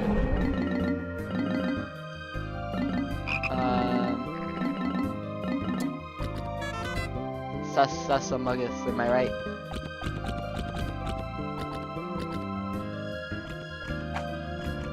Which one do you think is the imposter? There are 4 of them here. Fiery, watery, puffy, and withering. They're all sus, aren't they? Which one do you think is the imposter? Oh, sorry. Alright. What's that life essence? Okay. Disguised delicacy. The fruit on this planet is astonishingly large. If we could cultivate these ample fruits on Hocotate, nobody would ever go hungry again. Sadly, I don't know anything about agriculture. Maybe I should have listened to my wife when she told me to do yard work. Hey, that's kind of foreshadowing Pikmin 3's plot. Fruits cannot be judged by their outer coverings, no matter how hairy. This one is quite yummy. It is times like these that make me wish I were equipped with advanced taste capabilities. Insect condo. This sumptuous nugget may look delicious, but internal scans indicate a parasitic infection. Yeah, that's what I was thinking. The ship can't stand to even look at these pests, let alone store them. But I had to put my foot down on this one. Awash in color and sugars, this item makes an ideal home for many insect species. I am sure this is valuable to the scientific community, but it has little value as a commodity. Citrus lump. This fruit was dug up from the floor of an icy cavern. It appears that the fruit's thick skin protected it from the frigid cold. It's quite remarkable. The shape of the fruit eerily resembles the president's head. P.S. The labyrinthine underground trails of this planet are like a completely different world. The thick acidic rind of this item is proof positive of its highly elevated mental functions. When I assess it, I am somehow reminded of a particularly hateful superior. Hurry up and devour it! It's funny, Cupid's grenade, Sunseed berry, disguised delicacy, insect condo, and citrus lump are all reused for Pikmin 3. Alright, now we're on to the vegetables. Spiny alien tree. The Valley of Repose is blanketed with a layer of snow. Despite this, here and there, plants are sprouting out of the snow. I don't know how much longer the snow will last. It seems like it's getting warmer each day. I wish our frosty financial predicament would warm up a bit. Delicious fried or baked. This is an invitation for your taste buds to the world of natural delights. As superior as I am, I must leave recipe recommendations to others. Machines are bad liars. Okay. Anxious sprout. I just realized I completely forgot to put something in my latest expedition report. When carrying a fallen creature or pellets, Pikmin will take them to the onion of their... That's weird. Sometimes some of these treasures will just give you tutorials. When carrying fallen creatures or pellets, Pikmin will take them to the onion of their same color. If a mixed crew of Pikmin are carrying spoils, the color majority dictates the destination. Carry pellets to the same colored onions to maximize Pikmin seed production. A quick growing plant, good for garden hobbyists or for a snack. Use it however you see it. Child of the Earth. Today, buried deep in a deep hole, I found a vegetable that I've never seen before. This dark-dwelling vegetable stores all of its nutritious energy in its roots. The ship named it the Child of the Earth, and I think it's fitting. This plant has grown fat on the blessings of the land. Its nutritional value must be high. If it's fat, I would assume that means it has a lot of fat. Anyway, yay, we're 5% of the way there. Love nugget. This tasty red snack isn't quite a fruit, but it doesn't seem like a vegetable either. I've analyzed it extensively, and it appears to be releasing stimulating pheromones. Maybe I should feed it to my wife. What? One bite and your heart will be filled with a burning fever. Is it feeling love or hallucination? Infernal vegetable. According to the ship's analysis, this gourd contains extremely bitter seeds. However, this analysis was done by a machine, so I'm not completely convinced. Normally I wouldn't mind trying it myself, but I haven't been feeling well since I ate that toxic berry. Yeah, that's why I'm not eating it. A vegetable with spiciness beyond description. Hey, you said it was bitter, not spicy. None want to eat it, so it must be healthy. Nutrition conscious people of today, numb your palate and eat. That's such a mood right there. None want to eat it, so it must be healthy. Then we have some fungus. Anti-hiccup fungus. What a shocking taste! I suppose young people like Louie might find it tasty, but the flavor is too intense for me. One bite of this and the surprisingly earthy flavor will send your hiccups packing. Older individuals with a history of heart conditions should devour this with caution. Whoops. Toxic toadstool. This dubious morsel doesn't look like it would be very agreeable with my innards. However, I bet Louie would try a bite. His appetite is insatiable. He's always cooking up tasty meals. I'm glad that on this expedition our ship's reactor can power our life support systems indefinitely. This will give us all the time we need to thoroughly examine all of the treasures we recover. I don't care if the president wants us to hurry. I've had enough of his hassling. I think I'll move more slowly just to cause them indigestion. Yeah, I think Olimar is like a seasoned veteran, and Louie is a newer recruit. I mean, but like that Pick Carrot expedition was probably one of his first ones, huh?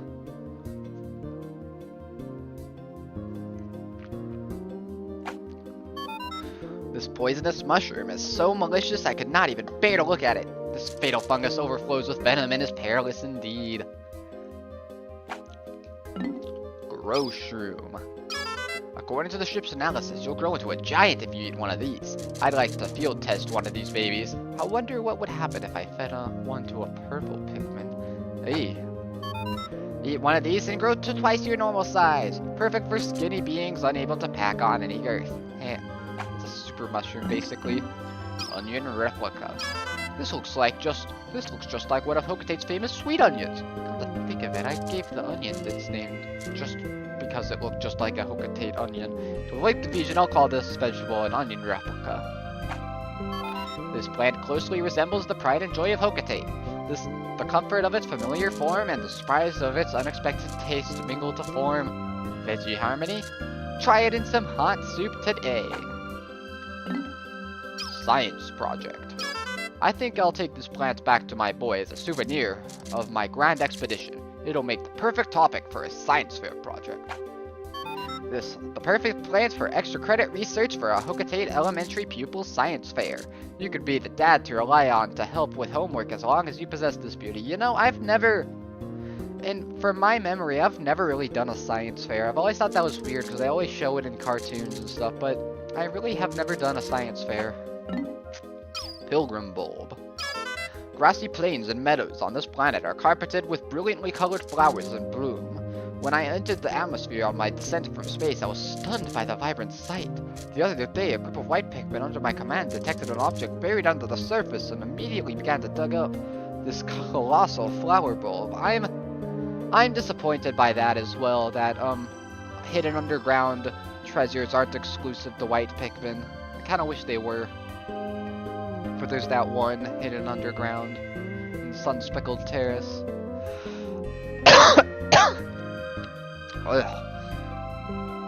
Spain, you never had science fairs? Yeah. Yeah, it's weird. I've never really seen one. But they show them all the time in cartoons. Somehow it hadn't yet sprouted into a towering flower. I plan to take it back to Hocotate and grow it there. My people will hail me as a botanical genius. The mayor may even make me Supreme Flower Commander. Okay. Life finds a way across galaxies. Can a plant form a primitive planet to take root in Hocotate soil? Won't you invest in this romantic pursuit? Hang on, you probably want to talk to Dimitri, huh? Oh, yeah, that's a fun one to leave it on. I'll see if Dimitri wants to join the stream.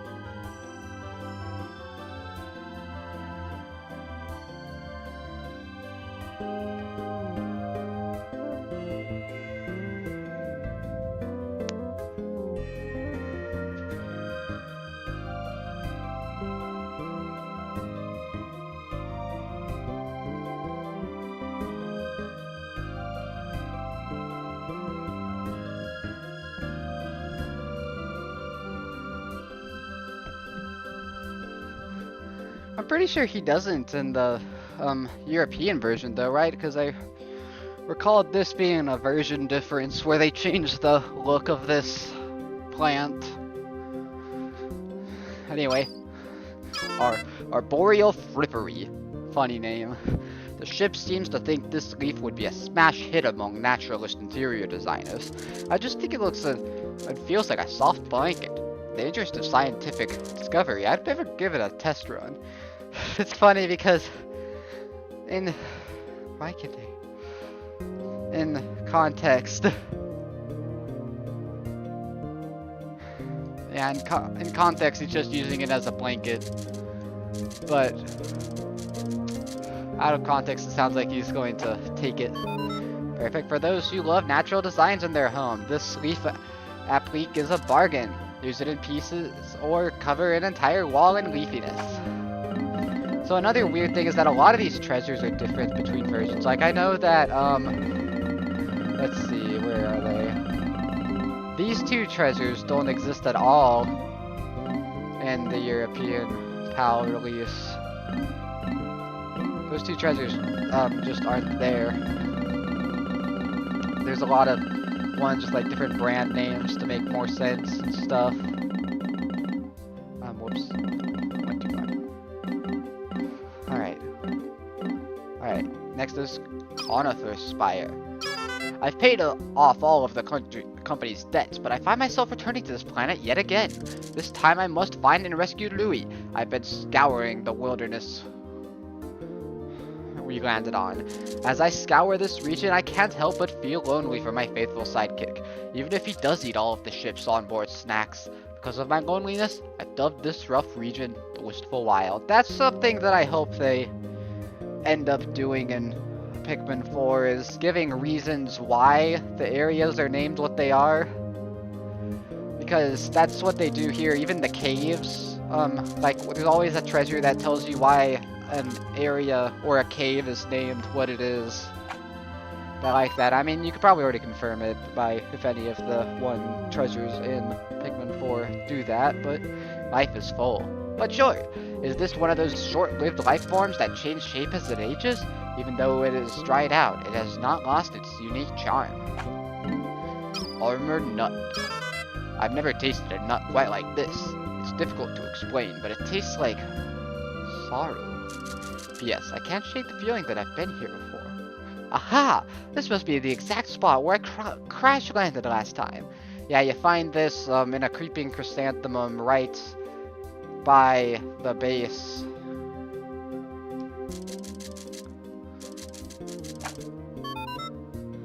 This common, ordinary nut somehow reminds me of myself and fills me with sadness. What does that have to do with it being armor? Corpulent nut. This rotund nut reminds me of the president's sizable girth. That one's a fun one. It's like, this one reminds me of how fat my president is. This fellow has consumed more nutrients than necessary and now possesses superior fatness. In our harsh world, this is a lifestyle to envy. Alright, we're done with that. Now we're on to foods. Meat of champions. I never expected to find such a delectable cut of meat deep in this dark and slimy cavern. What kind of a cavern is stocked with savory deli meat? This riddle perplexes me, but I'm sure my unrivaled powers of investigation will prevail. I've made it my personal quest to solve all of the universe's ancient mysteries. Oh, wow.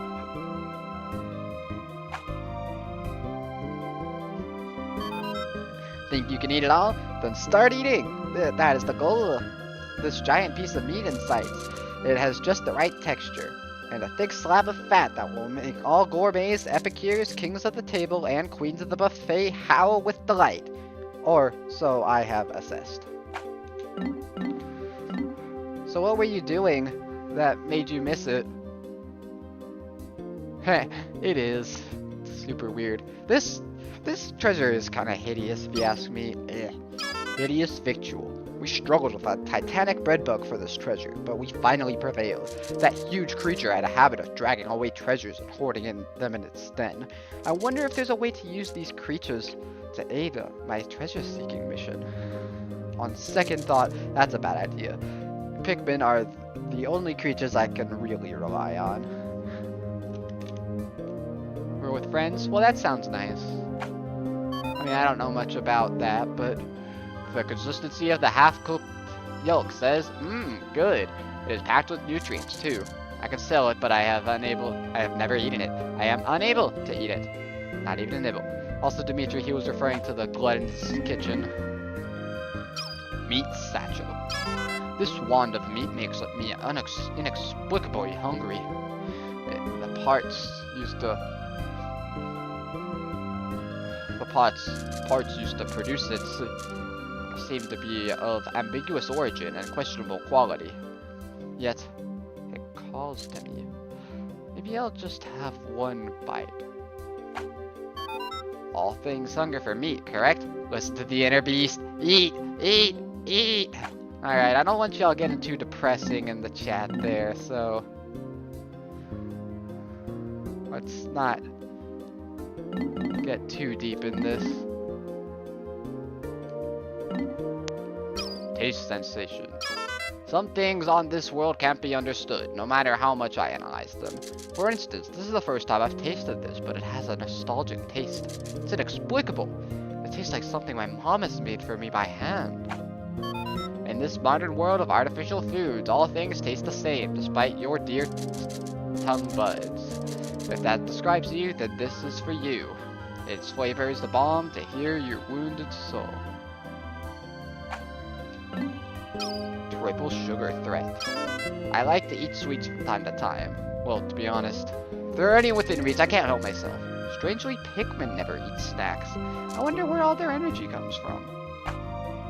This will satisfy any sweet tooth. It begins with savory softness, then fills the mouth with fluffs of flavor, and finally overwhelms with a river of sweetness. It is a three-pronged tongue assault. Yeah, we've tried with the psychological, like, therapy, psychology.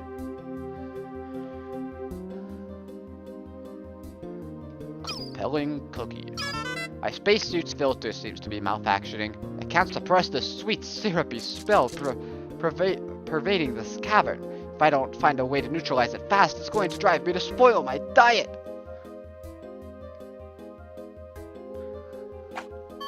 Is your palate conservative or adventuresome? Either way, this taste will ravish your mouth. For those who savor flavor, this new delicacy will have you questioning your ideas of taste. Yeah, I'd prefer that if you do this on a different stream where like tomorrow's stream maybe. Tomorrow's stream is going to be Pikmin 3 Deluxe, but with a twist. Impenetrable cookie. As I grow older, I've observed that I'm becoming crankier. Today, I flew off the handle over a trifling matter. I feel like such a fool. I must learn to control my cantankerous temper. I can't allow my bad attitude to erode teamwork on this vital mission. It is hard. Really hard. Too hard. So hard that you're not sure you can eat it, even though you must. This hard snack is infused with the essence of stubbornness, and you are powerless to resist it. Bug bait. This treasure's alluring aroma seems to attract unwelcome attention from insects. If the ship hears anything about this, it'll complain endlessly about having to store it. I better keep this discovery to myself. I have a bad feeling about this particular item. I want to sell it with all possible speed. Bargain price available. Please, buy this quickly, now!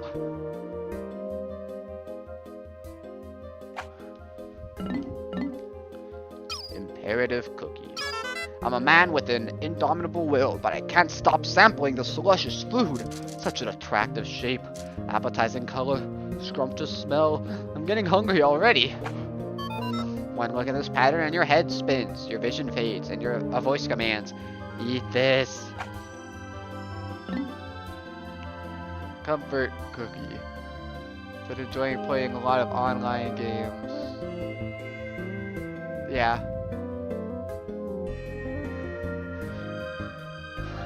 Cool. Because that's the way he gets to talk without worrying about keeping stuff, without worrying about social norms. Comfort cookie. After a long day of walking, my joints began to pain me. I need a massage. This new ship doesn't have a stupid massage machine. Unlike my old one. With this, your legs will not fall asleep even when you sit with your feet tucked beneath you. The sugary material of this cushion infuses your whole body with warmth and comfort. Succulent mattress. A while back, I didn't sleep for days. My stomach was roiling and my head was cloudy. I couldn't rally any motivation. The only thing I could muster is a sigh. Then I found this mattress. When I reclined on it, I fell asleep immediately and had the sweetest dreams. Sweet to the taste and touch. Sleep on this magical mattress and dream of a land of sweets.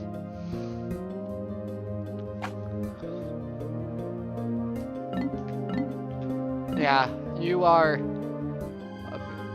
yeah, Daniel, you're pretty good at, I don't know. If you couldn't tell, I'm really bad at words, which is why it's a shame that I'm doing YouTube, and that's also why I'm not going to do it as a career. King of Sweets. I've discovered a complex series of underground tunnels beneath the perplexing pool. Seems like I can't walk 10 steps without discovering something previously unheard of. Oof, excuse me, that's just coming out since I'm talking so much. Making new discoveries nourishes my explorer spirit. As a reward for my latest scientific breakthrough, I think I'll eat this grand sweet. Also, yes. Olimar is sleeping on cookies. Humanoid desire knows no limits. Some things can never be known or understood, and no researcher, no matter how supreme, will ever tire of consuming this thing. It contains a mystic flavor born of the cosmos itself, and is said to change flavor as it is eaten. Then we have this weird thing, the Enamel Buster. Yeah, crummy. You'd have to have the B in there to really make it make more sense. If we sold a snack line like this on Hocotate, everyone would get addicted to it. I should probably feel bad about making everyone on my planet fat, but as the ship is always saying, business is business! Gonna be itchy? Yeah. Behold, a magical candy to make the children of Hocotate weep with uncontrollable cravings. Pure, undeniable sweetness, unavoidable tooth decay. Who cares? Enjoy the here and now. Diet Duma. My ship can't analyze taste, so I've taken that burden upon myself. It's a rough job, but it's up to the captain to step up and volunteer for the most grueling duties. Tastes good. I could eat this treat endlessly. I better test that hypothesis.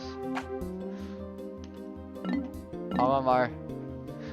Chocolate traffic. Yeah, my words are basically like just coming out and not sticking in my head at all, so I'm gonna have to read what the heck this Olimar chocolate traffic is all about. Yeah, I guess he's trafficking the sweet, huh? Alas, we machines know nothing of eating, the ultimate pleasure. If only I had a mouth. Alright, pale passion. When I was just a young lad, I looked everywhere for love. I guess that's why I smile when I see young people laughing together. Yeah, he is pretty mad. This will save our loveless age. Yes, it is a romance-filled addition to the Sweet Tooth series. The sweet aroma will attract members of the opposite gender. One of the few times where he actually mentions the name of the series in one of the pitches. What a momentous discovery! I found an amazing cavern that burrows deep below the perplexing pool. The ground is glittered with enticing snacks. I've named the Scrumptious Cavern the Glutton's Kitchen. It was obviously once a shrine to the culinary gods. There we go. At their second name out of 1, 2, 3, 4, 5, 6, 7, 8, 9, 10, 11, 12, 13, 18. At their second name out of 18. No dreams, take love. No love, take sweets. This is the most potent item in the Sweet Tooth series. Wow, 2 names. Ew. Oh, that's gross. Ugh. Chocolate cushion. I stumbled across this object in a cave that reeked of a putrid odor. My suit allowed me to breathe freely, but it couldn't filter out the overpowering stench. The worst part is, I smell it all the time now. My sense of taste will never be the same. The ship can't analyze taste, so I guess I'll have to do my best.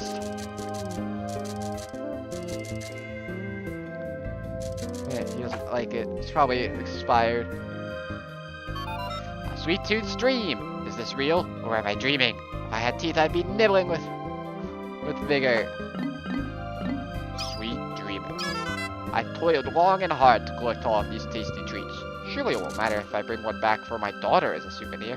She loves snacks. That's what you did to freak the streamer out? Yeah. A comfy, not too sugary bed. Youngsters who sleep here will have the sweetest of dreams. Confection hoop. The hole we searched today was filled with a saccharine scent. Just sniffing it put me at risk of developing a cavity. Ugh. I don't think I can eat anything sweet for a while. Wait, who am I kidding? Did I see this one? I think so. This sugary delight has even a machine like me wishing to partake in its deliciousness. What a sweet-looking circlet. Yeah, any of these could probably be a good enter too. Especially this one. Some people in this world can eat anything and never get fat. It makes me so jealous. I ate a cookie crumb and suddenly I'm saddled with a buffer of blubber. Take that as worse. My wife and daughter are always scrutinizing my diet. Can't a man enjoy a pastry wheel in peace? Yeah, I don't know why they keep using sweets as beds. This is a perfect for the kiddies. A small, well-formed ring of sugar. Go on, gulp it down. Alright, and I think we're finally done with foodstuffs. Wow, first 42 are foodstuffs and plants. Yeah, donut would be sticky. Now we have this one, possessed squash. All of the plants in this region have interesting characteristics, like this freakish one, for example. Lately, I've started the habit of tasting new discoveries. It may be dangerous to eat unfamiliar plants, but I've only gotten violently sick a few times. Okay, so I guess that one's still inedible. This mutated gourd of titanic proportion is filled with bad seeds. A score if you adore revulsion. Fossilized Ursidae. Out of the sewage. Ew, a sewage donut that you lay on. Yeah. Yeah, it's in the Dream Den, so I don't blame you for not knowing about the jack-o'-lantern. Fossilized Ursidae. It's cool seeing the treasures that are on the surface This dead beast has the form of an animal, yet it is encased in an organic compound. I have concluded that it is a groundbreaking biological discovery. The ship says it's nothing more than a wooden statue. I wish it had more of an imagination. No, then it would probably talk even more than it does now. That would be bad. Put this in a natural history museum and watch the visitors line up waving money. This giant statue was formed on a savage planet and comes with its own rumored curse. Does it really come alive under a full moon? Own it to find out. Ew. Colossal fossil. This must be the fossilized remains of an enormous land-dwelling creature. I was unable to piece together the entire beast, but it certainly had a massive head. It's obviously quite different from the Pikmin and other green creatures I've encountered. Perhaps it's an extinct creature that couldn't adapt to changes in its environment. Colossal fossil for collectors of bone. Bones this big make bone houses seem not so crazy. Yeah. Ew. Monkey skull. Leviathan feather, one of the 3 weightless treasures. I believe we've already covered the other 2 because they were both plants. This appears to be a huge bird feather, but I've never seen the creature it once belonged to. I wonder if I ever will. I've only seen a few airborne creatures on this planet. I wonder why. Maybe it's just because I haven't encountered them yet. Oh no. What if they saw me take this feather? They could be watching for me, waiting for the perfect moment to take their sweet revenge. All that's been discovered of this titanic bird is a single feather. Whatever did it look like? Your imagination is the only tool needed to paint a picture of this dream or nightmare bird. Oof, harambe. Olimar shell. This fossil was dug up deep underneath the awakening wood. Given its shape and morphology, I suspect that it is some kind of prehistoric sea creature. If so, it's useful to say that the whole region was once situated to the ocean floor. A fossil of an ancient sea inhabitant. It is most desirable despite its unappealing name. Well, you named it. Captain Olimar named it without consulting anyone. He could have at least named after his faithful spaceship. Okay, never mind. I guess Olimar sometimes names it Fortified Delicacy. I wonder what's become of the creature the shell was defending. Enigmas like this always make me curious. Was it tasty? Maybe I should find one and give it a taste. All in the name of science and exploration, of course. A twisted shell whose surface is covered in spikes. The durable housing protects a meal that is said to define deliciousness. Where the meal went is known to only the Captain Olimar's crew. Birds could be heard, so I wonder when you would be able to see the bird enemies, besides the snagret. Waddle Quaff. Waddle Quaff is a funny name. Is that from Hey Pikmin? I don't remember all the names from Hey Pikmin. Scrumptious Shell. I've encountered all kinds of grotesque, inedible creatures on this strange planet. However, there's an area in the perplexing pool region that's chock full of tasty critters. This flavorful item's texture is most agreeable to any life form. Or so my data suggests. Do statements like these from a machine without taste buds strike you as odd? Memorial Shell. I've observed several species of shell-dwelling creatures inhabiting the perplexing pool. One of these feisty beasts forms a spherical gem within the meaty depths of its shell. In a way, this gem could be considered the creature's life work. I consider my children my life's work. Aww. All that remains of a monster shellfish is a sparkle, the sole proof of its existence. Does this not make you want to treasure it? Mysterious remains. This looks like some part of a crustacean. Its shape vaguely resembles a pair of scissors, but I've never seen anything quite like it. It's fair to assume this creature has already perished, but I don't understand why it hasn't begun to fossilize. Perhaps it was eaten by another creature and it spit out these unwanted parts? Whoa there, that's crazy talk. Snickety snackety snip. Think of the colossal creature that had pictures like this. These are only remains, so your imagination can run wild. Imagination knows no boundaries. Lobster pincher. It's like the crobster. Why is this underground? I don't know.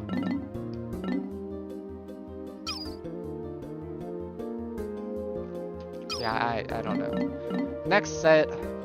Hey, look at that. We're a fourth of the way there now. Crystal King. At first glance, this may look like just a pebble, but it's actually a crystallized life form. Okay, so I don't have any proof, but it's still an exciting scientific discovery. Collectors of the rare assemble. This is a one-of-a-kind specimen of a unique crystal life form. Proof?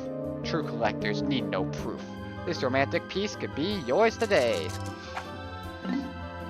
Future orb. According to my analysis, this advanced contraption can reflect the future of those that peer into it. However, when the president looks into it, he saw total darkness. He said it must have been broken, but I'm not too sure. Is the future bright or dark and dreary? If you're worried about tomorrow, this is for you! This multidimensional crystal visualizes the branches of time and displays the future. Gyroid bust. My son tells me that this type of figurine is all the rage with the kids. The strangest things amuse kids. When I was a kid, we were lucky if we were even allowed to even talk about figurines. P.S. When I found this figurine, it had been placed so that it was protected by a wall of flame. The research isn't complete, but I think it may have been a shrine of some kind. This looks exactly like the gyroids that have become so popular on planet Hocotate. Its pitiful expression is beloved by the Hocotate youth. Unknown merit. Detailed analysis has revealed that this artifact is extremely ancient. It's obviously an important archaeological discovery, but the salesman in me is more interested in its monetary value. Maybe I'll get the best of both worlds by selling it to a museum. Decades of toil with nose to the grindstone. Insulting orders swallowed without a hiccup, such as the life of a salaried man. His name will not be remembered. His family will not understand. If the results bear out his effort, that is enough. Now, nose to the grindstone, drone!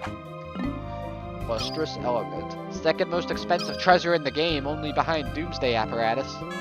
This rare alien metal doesn't exist on Hocotate. When I gaze at it, I'm gripped with an overpowering sense of greed.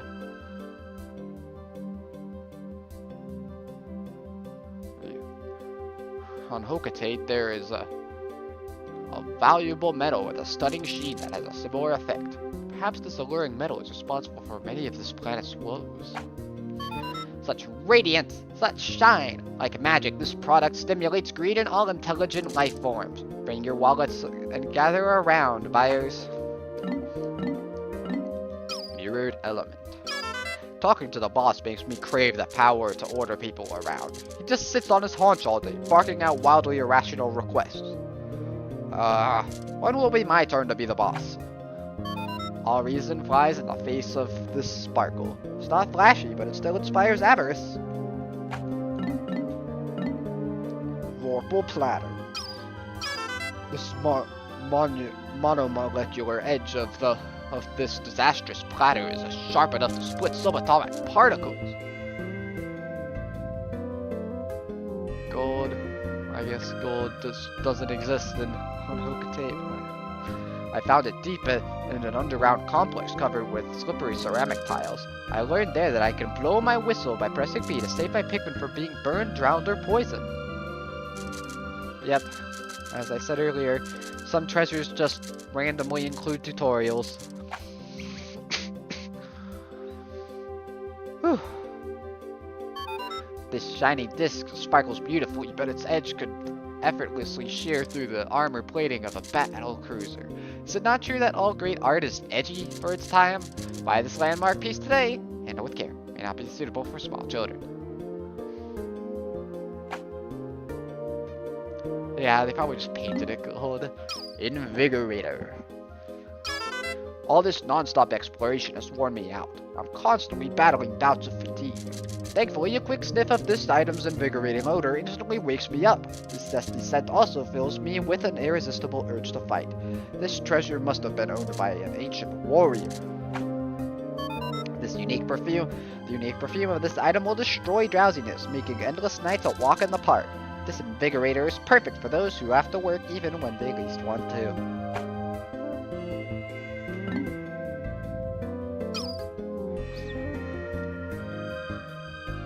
Milk tub.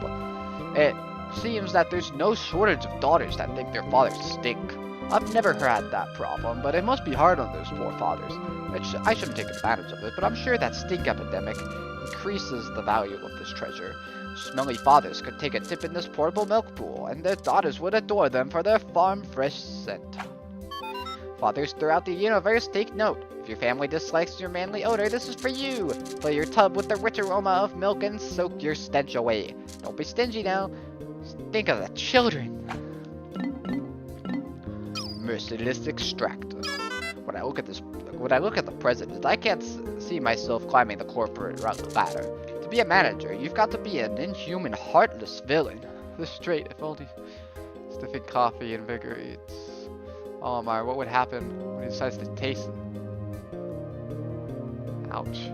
Gotta be an inhuman, heartless villain. This trait allows them to flog their dedicated workers without mercy and still sleep at night. I feel that same merciless cruelty radiating from this metallic altar. I wonder if it was once used for dark, unspeakable ceremonies. Perhaps it was once the desk of a corporate boss. We'll never know. Squeeze, squeeze, had enough? Squeeze! A ruthless, savage heart in machine form. No giant fruit can retain its juice from the face of this relentless ringing device. If you're greedy down to the last drop, this is for you. Broken Food Master. Every time I've tried coffee, I haven't liked it. I haven't tried in a while though, so it might be about time to try it again. Broken Food Master. This chrome trough has a very strange shape. It's bent and smooth except for a sharp prong at the end of it. The ship insists that it's one of the 3 sacred treasures of Samadish, but I think it's just a kitchen sink. Oops. Behold the heavenly sparkle of this, one of the 3 sacred treasures of Samadish. Now you can own the artifact of endless food and drink. Of course, to a tongueless machine such as me, this is all completely meaningless. Oops. Utter scrap. The area we recently touched down in is blanketed with a fresh layer of frozen precipitation. As tranquil and relaxing as it is, I named it the Valley of Repose. Using Pikmin to move obstacles, I was able to open up some new areas to exploration, where I found this hunk of metal. There's 3 of 18. Throw this flimsy piece of scrap metal out. Or can garbage this bane become a work of art? Decorative goo. Mario paint. With the assistance of the blue Pikmin, we found a canister of paint today. I used it to give the ship a fresh coat of paint. But did it thank me? No! As a space pilot, I've always treated my ship like a trusted companion, even if it is a smart aleck. Yet that snobbish ship has the gall to complain about the color. There's no pleasing it! Forget this, I'm going to bed. This is the Starving Artist series, I believe. Everyone enjoys decorating in favorite hues, but it's vital to utilize new colors now and then.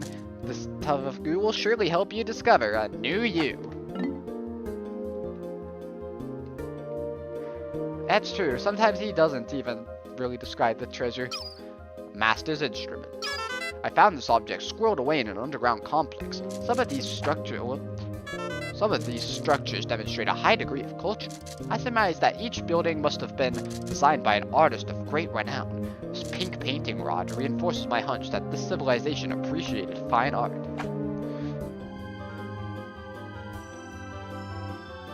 Yeah.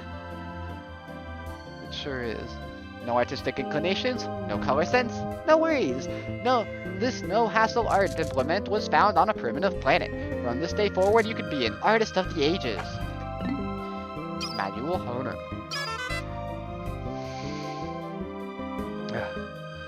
The size of this construction rig is astonishing. It could build an entire house in minutes. The strangest part is that I don't see any electrical plug in it. Surely you don't have to power it manually. Entire classroom, yep. This is no lazy machine that runs out of power. This point-honing marvel works anywhere, anytime. The manual operation may tire you out, but the exercise will do you good. Right. These 2 treasures are on one of the more difficult floors of the game, with the high-up Gatling growing that you have to use yellow Pikmin for. implement of toil. We've worked so hard. I think I could use some rest and relaxation. However, looking at all the valuable treasures we've collected, I think we'll make a huge fortune. Then I can hire an army of butlers to attend to my every whim. Poor me, woe is me, so much work, pity me, boo-hoo. These phrases fill one with a sense of sadness, and all are evoked by this mysterious charm. We're a third of the way there, guys. Most of the things you use and learn in school are useless. Yep. That is entirely true. I hear once you get to college, it gets a little better.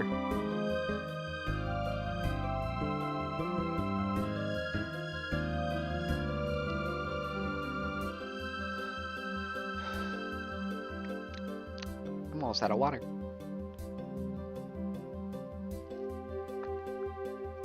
I am out of water. Hooray. Might have to take a water break later. Heavy duty magnetizer. I've had an upset stomach lately. I'm not old yet, but I'm not young anymore either. Maybe I should start doing a better job of looking after my health. Perhaps basking in this contraption's magnetic rays will make me stronger. It's not like you're gonna turn into a superhero, dude. The most powerful magnetic force in the universe. The healing properties of magnetic fields relieve backaches, headaches, toothaches, and even dreaded spleen aches.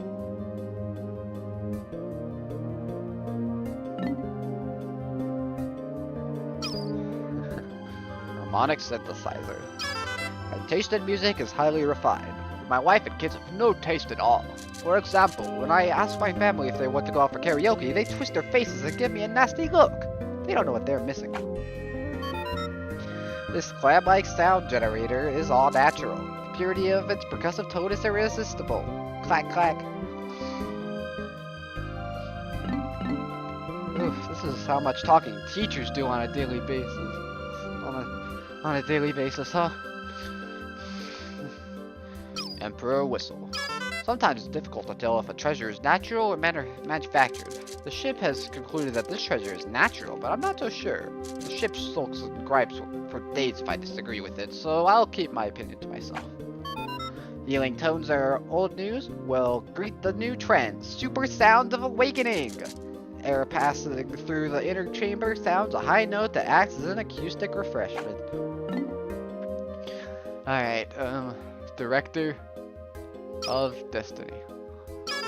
With the help of my Pikmin, I've been able to widen the radius of my salvage search. The new areas that have opened up to exploration are far more dangerous.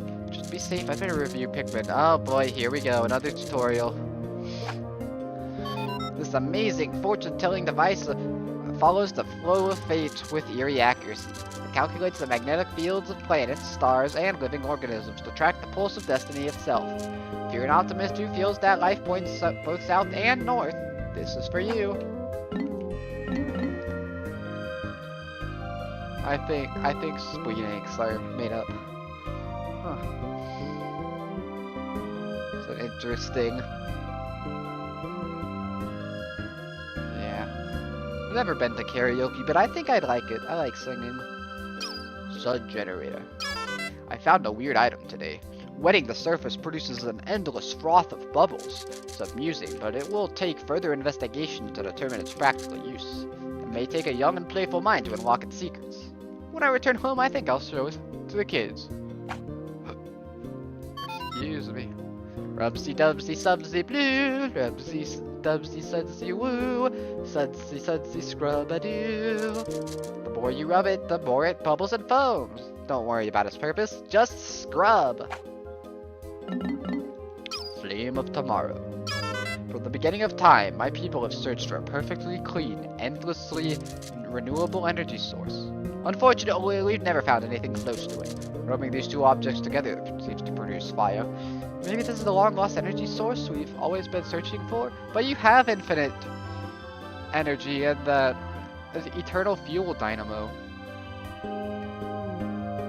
AI has made marvelous songs with Olimar's voice. That's funny. Is this the flame of hope that spawned humanoid civilization? Milkasate needs new energy sources, and this could be a fine candidate. machines like me be powered by this someday? Hang on, I think I need to find a tissue. I need to blow my nose.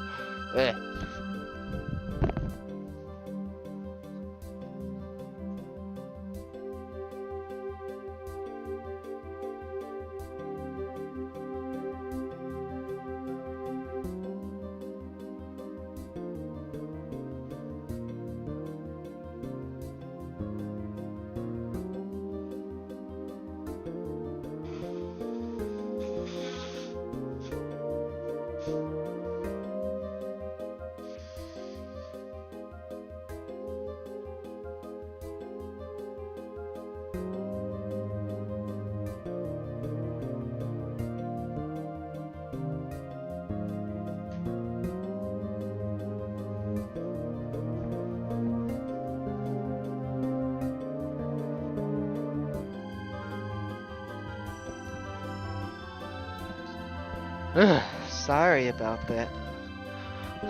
Alright, I'm back.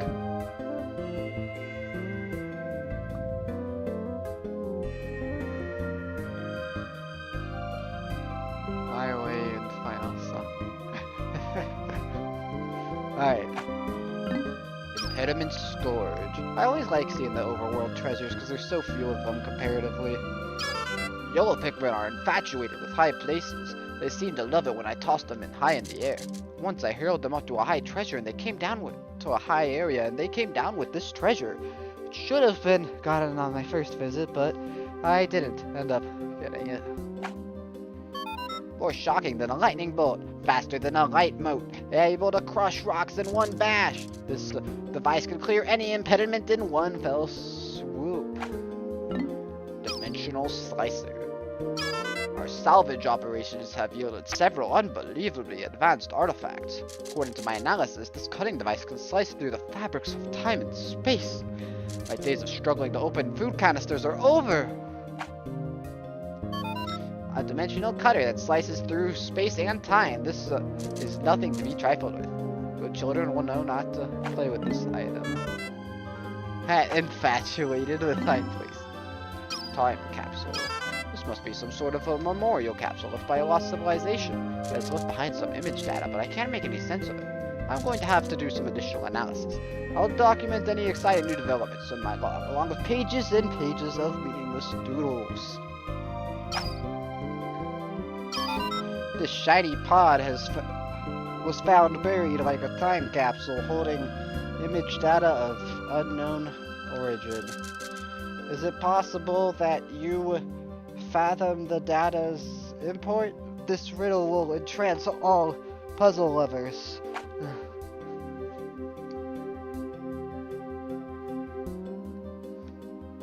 Yeah. Lip service. I've never had so much desire to climb the corporate ladder, but I'm beginning to think I should. Every year that my kids grow older, they get more expensive. Taking care of them is my most important duty. I should take lessons from the ship on how to be a high-pressure salesman.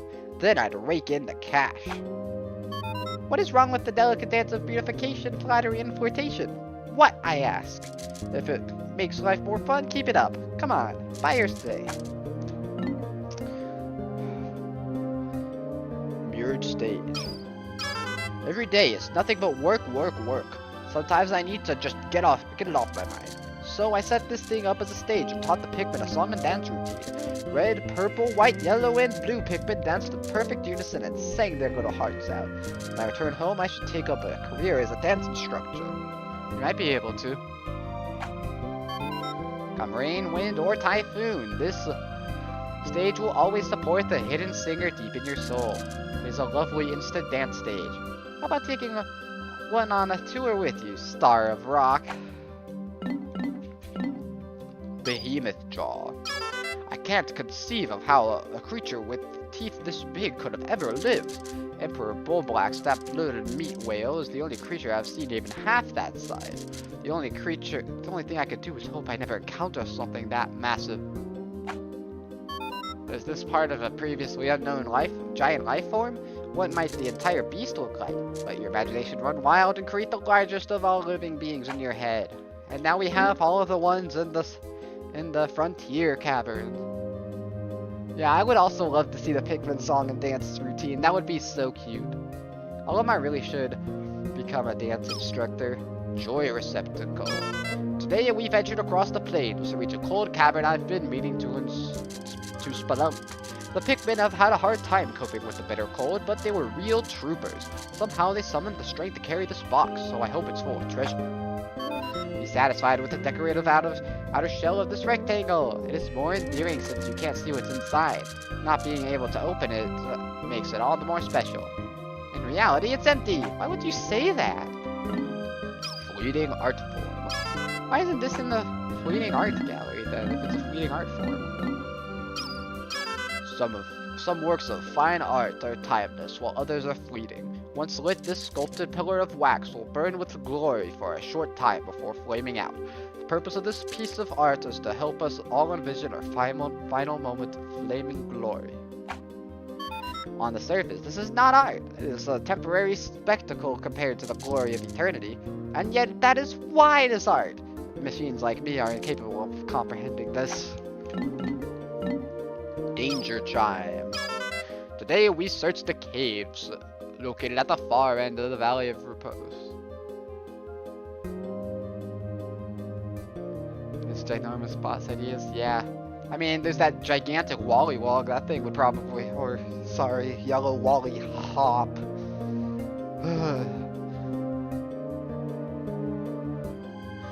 Today we search the caves located at the far end of the Valley of Repose. To ensure that we're thoroughly combing the region for treasure, we have to check every cave.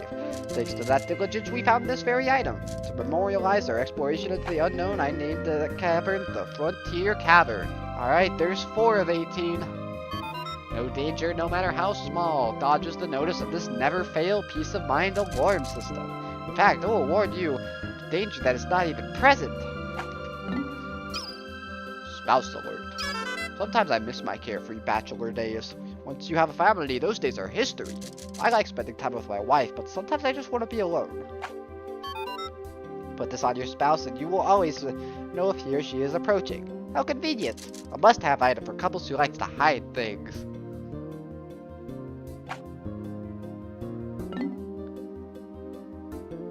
In Spain, it's just giant toad.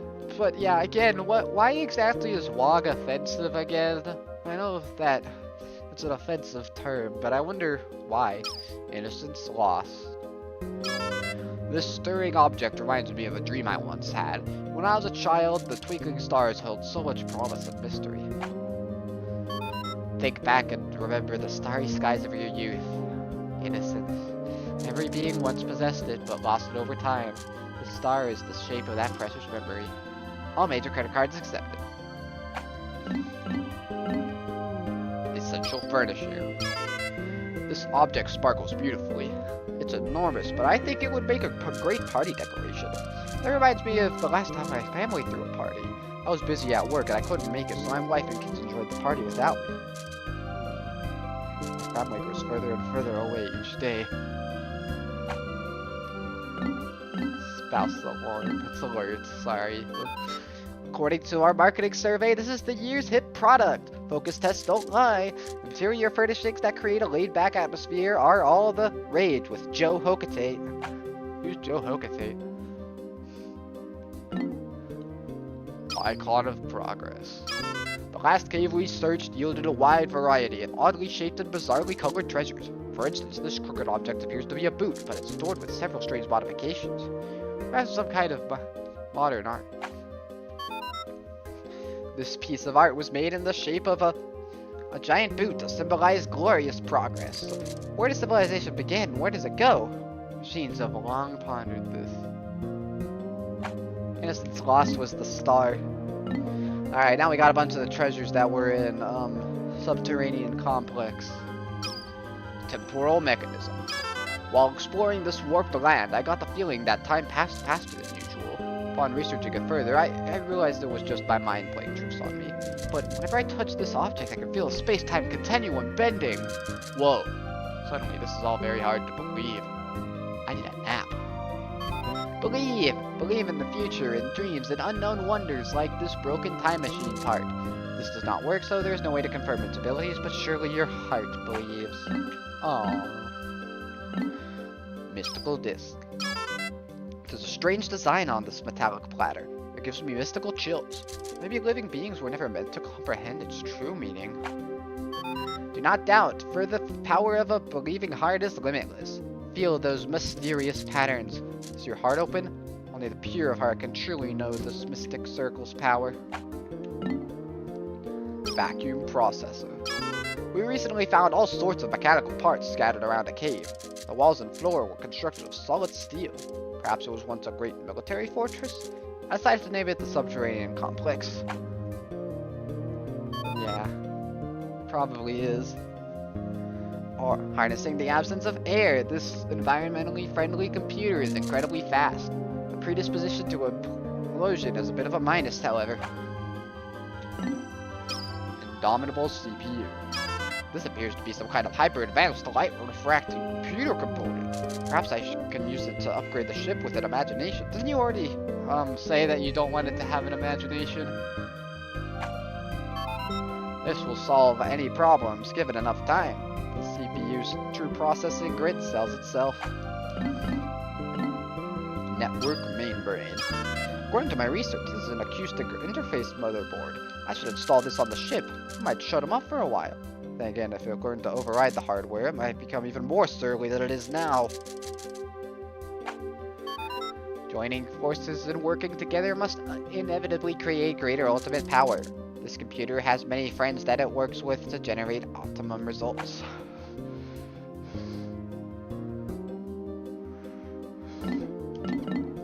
Space wave receiver. Yeah, maybe this is all a fever dream. Like, maybe this is what Olimar dreamed about, and so the reason Pikmin 2 and 3 never happened is, like, Pikmin 2 and 3 were all just a dream by Olimar.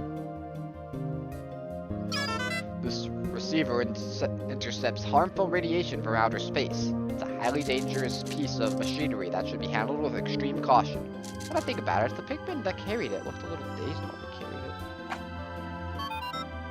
Invisible electromagnetic waves circulate all around you. Here, there, everywhere. This receiver picks up dangerous electromagnetic waves from outer space. Strange. The parts are syncopating to the rhythms. Do-dee-doo-dee-doo.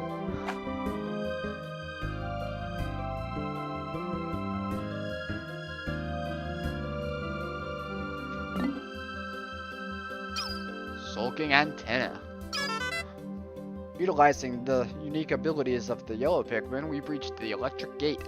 This allowed us to access a previously uncharted subterranean wooden structure. The last time I was here, I never noticed their capacity to dissipate electrical charges. Perhaps they have other undocumented behaviors and abilities, like digging faster. Amid the noise of the world, this healing antenna will produce a quiet evening just for you. Exciting radio programs, fun TV shows, they're all shut out just because this antenna does not receive any type of electromagnetic wave. Its sullen behavior is for your own good. Oh, the chronology doesn't change? Oh, interesting. It kind of seemed like it was. Because it kind of seemed like it was a retread of Pikmin 1. Row table. I found numerous objects that appear to be machine parts, but I have no idea where they go, what they do. The ship wants to sell them to art collectors as modern alien art and charge a fortune for them. I think he may be onto something. The unpretentious, inorganic sense of this design adds to its understated artistic appeal. This will surely be a hit on Hokatake. Why not be the creator of a new trend? Alright, now we got gears, Omega Flywheel. Collecting all these machine parts reminds me of the time I crash landed on this planet. The last time I was here, the crash scattered 30 of my ship's most crucial components. I had to frantically collect all of them before my life support systems failed. I wonder what kind of machine this flywheel is from. Gravitational, electromagnetic, centripetal, dynamic, centrifugal. More powerful than any of the myriad of forces of physics is this, the largest, strongest, fastest, coolest flywheel of all time. It is so powerful as to be immeasurable, so there is no way to confirm its astounding potential. Spirit Flogger. For a long time now, I've just been whiling away my life like a sprocket in a machine. Sometimes I just stop and wonder, am I happy with my life? Yak, I gotta start thinking like that. I must concentrate on my mission. An item for CEOs throughout the solar system, this arcane shape bewitches the human heart. Give this to an employee to create a no vacation taking, no bonus needing work machine. Dang. Super strong stabilizer. Look at it. Extraordinary! Several artifacts like this were sitting in the hole I explored today. The temperature inside the cave was perilously low and the treasures were freezing to the touch. I felt sorry for the Pikmin that had to carry it. Afterwards, their little hands looked numb. This device was designed based on principles of stabilitomy. It holds anything firmly in place. With this, galactic typhoons are no longer to be feared. Nut? Why are you saying nut? Oh. I see nut. Repair Juggernaut. Hey, if you do that too many more times, I'm gonna have to, time you out for a bit. Repair Juggernaut. This object must have been manufactured long ago by some kind of machine. Back then, they didn't have the fun toys kids have these days. My son is a video game addict, but I'm terrible at them. He teases me about it all the time. Wait. I've got it. Louie's young. He must be a video game wizard. He can give you some hot tips. Compared to standard bonding epoxy, this item is 4 times. No, even more. This metal capacitor is 256 times more powerful. In time, it will fix anything in position. Adamantine girdle, aka nut. There appears to be a link between the treasures we found in an underground structure. Just wanted to say the thing. We found several machine parts that fit together. The parts may provide a clue as to the original function of the area. None want to believe it. A world so brutal as to require a steel torso guard for self-defense. It is certainly unattractive, but which do you value more, fashion or personal safety? Wait, I just read that. Alright, another nut massage girdle. So this was adamantine, yeah. Even seasoned explorers like me, like myself, occasionally get lost when crossing vast, swampy expanses. I'd better stay calm and methodically explore each area. I'm getting tired of walking. I'll try wearing this bizarre metal ring around my waist. It might provide a relaxing massaging effect. Look at the nut. Yep. Real life nut. Might provide a relaxing massaging effect. This item, though rough, is a perfect back brace for fathers. It even has a built-in massager. Super stick textile. I have once again discovered a completely undocumented species of Pikmin. These white Pikmin can find and dig up items that are buried entirely underground. We never would have found this priceless treasure without them. Thankfully, it's the perfect stuff to patch a hole I just noticed on the ship's hull. P.S. I named the cave where I first encountered the white Pikmin the White Flower Garden. The nut is our new god. Anyway, that's 5 out of 18 areas named, and we are halfway done with the treasure list. Exhausted Super Stick. This material is ideal for patching chinks in spacecraft armor. Too bad we've only got one of these because the ship sure has a lot of holes. Most spaceship repair kits are easy to use and handy to have around. This one is a bit old. Its adhesive power is waning, so I'll let it go at a discount. What does it say? Latest must have. Oh, I don't think I read this. The latest must-have item for all ship emergency repair kits. This miracle fabric is a lifesaver. Its adhesive power is so great, once it's applied, it can never be removed. Not even surgically. Furious adhesive. My analysis has concluded that this object possesses powerful adhesive abilities. Could there possibly be anything else this sticky? It's unlikely, but the universe is a big place. I have super stick exhausted, super stick I'm holding it at a weird angle. There we go. This item has absorbed the anger of the natural world and turned it into a raw adhesive of power. With the short attention span of today's society, it has almost eternal endurance.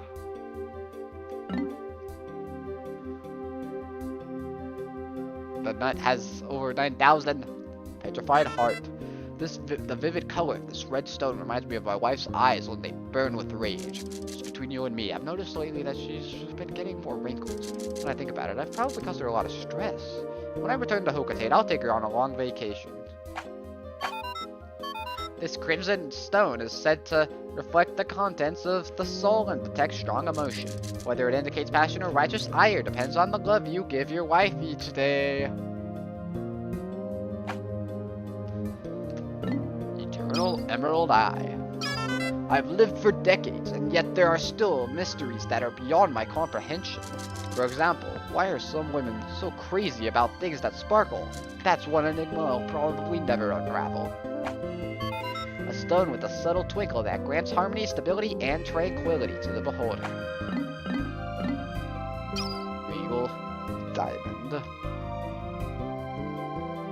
Yeah, of course they would build buildings out of flex tape. The other day, my daughter begged me to get her some jewelry. She's becoming so fashion conscious. I know girls grow up quickly, but I never imagined it would happen this fast. This scintillating jewel will make girlfriends feel like queens of the galaxy and boyfriends feel like kings of death. Fit for the ruler of the universe, it is the ultimate giant diamond. Tear stone. When I look at sapphires, I remember a time long ago when I would buy my wife jewelry. I had to buy her jewels every time she cried, which turned out to be out of time. All the time. It was tough with my meager salary. Like a forlorn heart during the rainy season, the sapphire is lovely, but tinged with sadness. Whoops. No, continue. Princess Pearl. Salvaging this treasure was a dangerous and difficult task. We found it deep in the bowels of a dank, predator-infested cavern. Yeah.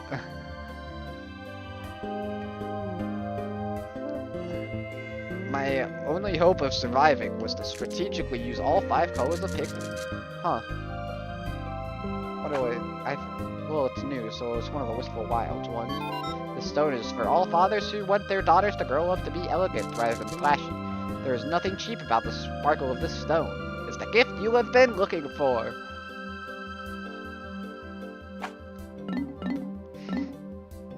Yeah, plot twist, Pikmin 1 was all just to demonstrate flex tape. Crystal Clover. Lately, it seems that my daughter has been admiring my wife's ring. For now, she's satisfied with her cheap toy ring, but when she gets bigger, I love watching her grow up, but it also makes me fearful for my wallet. An emerald in the shape of a 4-leaf plant. Its vivid green hue soothes the soul and calls forth joy. Order yours today.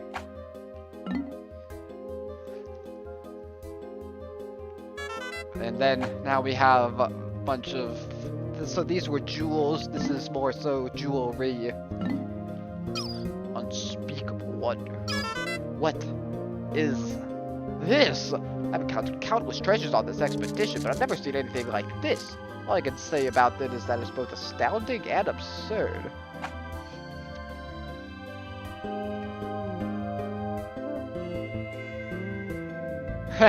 Half the things they show are illegal. Maybe in Spain. I don't know, I haven't actually seen a Flex Seal commercial in a long time. Amazing.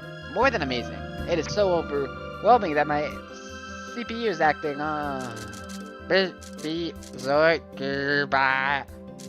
rebooting. What a spectacular find.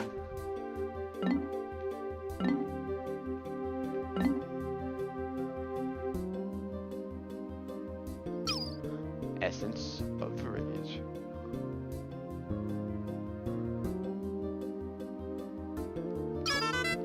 This crimson jewel was found in a hole deep below the icy surface. When viewed from a distance, the gem's dazzling red sparkle looks like a dancing flame. Of course, the dancing flames may just be a symptom of acute hypothermia. Essence of Despair. I'm captivated by this treasure's unique glimmer. I found it in a breathtaking complex of caverns. I'm glad to see I'm already enjoying the fruits of my labor. Long ago, evil forces... So wait, you can just... Oh yeah, you can just press minus from there, huh? Long ago, evil forces clashed with the forces of justice. Evil was defeated and locked away in the stone. Evil for making up such a tale? Justice, please look the other way. Alright, essence of true love. That's peculiar. When I gaze at the stone, all my stress seems to wash away. I'm suddenly not so annoyed with my irrational boss and unappreciative underlings. I'm not even annoyed with the tight-fisted corporation I slave each and every day for. Wash away all your stress and angst with the glory of this enduring symbol of love. Essence of desire. We traveled across the universe to this planet, pursuing the dream of great discoveries. I found a cavern that symbolizes the goal of our grand expedition, so I've named it the Dream Den. Wow, this random gem gives you the name of the final cave of the game. Well, that's 6. Stone, soil, and the stars themselves radiate with delight for this symbol of galactic desire. Did I read this? Yes. Now we have the rings. Pink Menace. I could never say this within an earshot of the ship, but years of hard use have taken their toll. For one thing, the thermostat is broken. The temperature in the cockpit can fluctuate wildly between sweltering heat and frigid cold. The humid heat is awful, but the bone-chilling cold is even worse. Looking at this heartwarming gem gives me the strength to endure the elements. This gem holds the shape of the universal symbol of love, yet its cut and light refracting abilities make it a menacing super weapon in disguise. It can be used to create a horrifying doomsday death ray, or something even worse. We peaceful machines live in eternal fear of the ability of living beings to turn anything into a weapon. Joyless Jewel. We found this treasure in a cave, teeming with merciless creatures. But we did find this gorgeous jewel. So it wasn't all that bad. Update. So it turns out that it's just plastic. So it was all bad after all. So all of the rings are worth 100, huh? Those who view this gem's green twinkle become filled with great hopes and expectations. However, it rewards neither. This artistic sham only provides short-lived happiness. Frosty Bauble.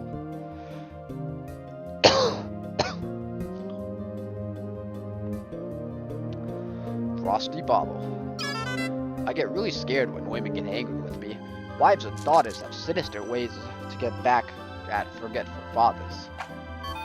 The cold brilliance of this stone will freeze the hearts of all admirers and sap their wills. Men throughout the universe will gaze upon this and be reminded of their wives. Gemstar Wife. Yeah, have you seen the links? I mean, they're half, even half machine. They're like half, creature, half machine. These parts join together to form an elegant treasure. Naturally, seeing the two separated makes me sad. I suppose what really makes me sad is the fact that I'm separated from my family. It looks like a common gem, but it is actually a female specimen of a gemstone life form. Collect a male and a female, and they will sparkle in the darkness, longing for one another. Now we have Gemstar Husband. A captain views his ship as a brother and a partner, someone he can trust with his life. It's crucial for them to develop an unquestionable, unfaltering trust. But I refuse to believe that this simple trinket is some kind of living gem. That's insane. Once again, daydreams come alive. This is not just a fine gem, but a rare, inorganic life form. Universal Calm. From the shape of it, I've concluded that this is some kind of data transmission monitor. However, Louie and the ship keep telling me that I'm way off target. I told them, if I'm so wrong, then what do you think it is? I don't see you suggesting any alternatives. They're just being negative. I'm going with my gut feeling on this one. This communications monitor was found on an uncivilized planet. Sadly, it is broken and does not work. As such, its purpose cannot be confirmed. Yet, it only heightens the irresistible appeal. Reality or misperception. Either way, you should buy it.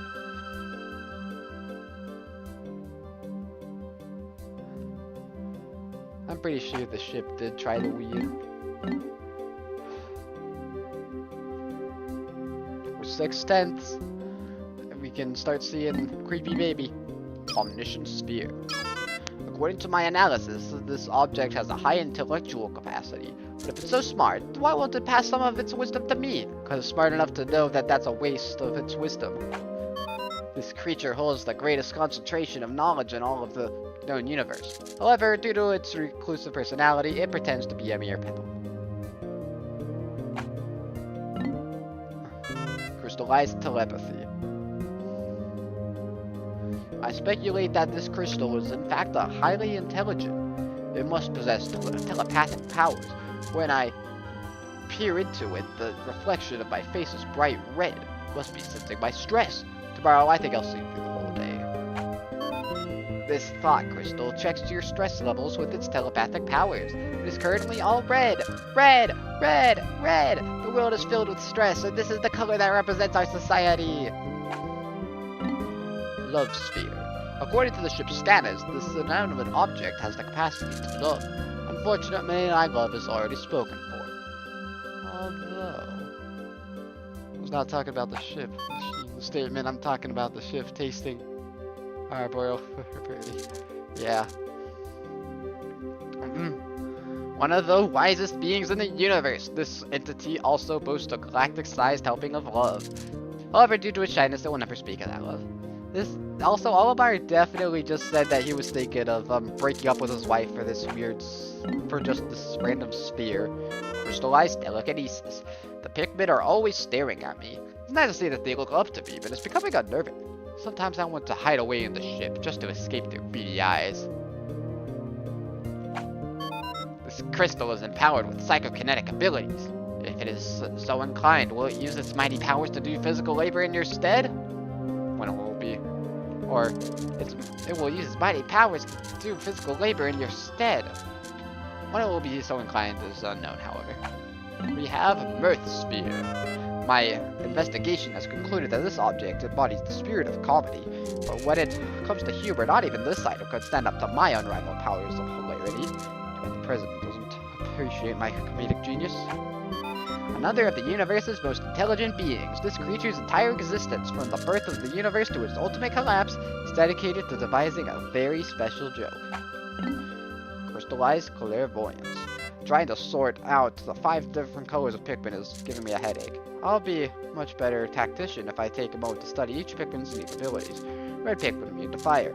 Purple Pikmin, strong and heavy bruisers that can lift big loads. White Pikmin, fast and immune to the effects of poison. Can also find hidden treasures buried underground. Yellow Pikmin, highly agile and immune to electrical damage. Also fly high when thrown. That's a yellow marble. He was definitely having a bad trip. Yeah. Blue Pikmin, thrive in water. Phew! It should be easy to identify which Pikmin's ability is based on their color. This mystic crystal has the ability to channel energy between this world and the next. The spiritual connectivity will act as a life navigator for a positive existence. Yep, that is the moral of this story. Alright, we don't have too many sets to go. Actually, I guess we have a decent amount, huh? We're gonna get to the caps and the name brand stuff down here. That'll probably be changed for you. Alright, we got the longest set of the game at 3, 6, 9, 12, 15, 18, 20 different parts in it. Starting with the phallic one. Maternal sculpture. This ship resembles a mammal appendage, but I have no idea what it actually does. It's dripping with what could only be described as beast drool. I can't blame this ship for not wanting to touch it. I don't want to touch it either, but I've got a duty to my mission, and sometimes a captain has to take one for the team. This shape. Though the mind forgets, the heart remembers. All sentient life forms must recall the love of their mothers. Then we have another creepy one. Extreme Perspirator. What an odd doll. I can't stop squeezing it. I decided to market this doll back home as an exercise apparatus. People could work up a good sweat with this thing. The boss is fairly plump. I'll suggest he use it. Push it, pull it, tackle it. This tough figurine just pops right back up no matter what.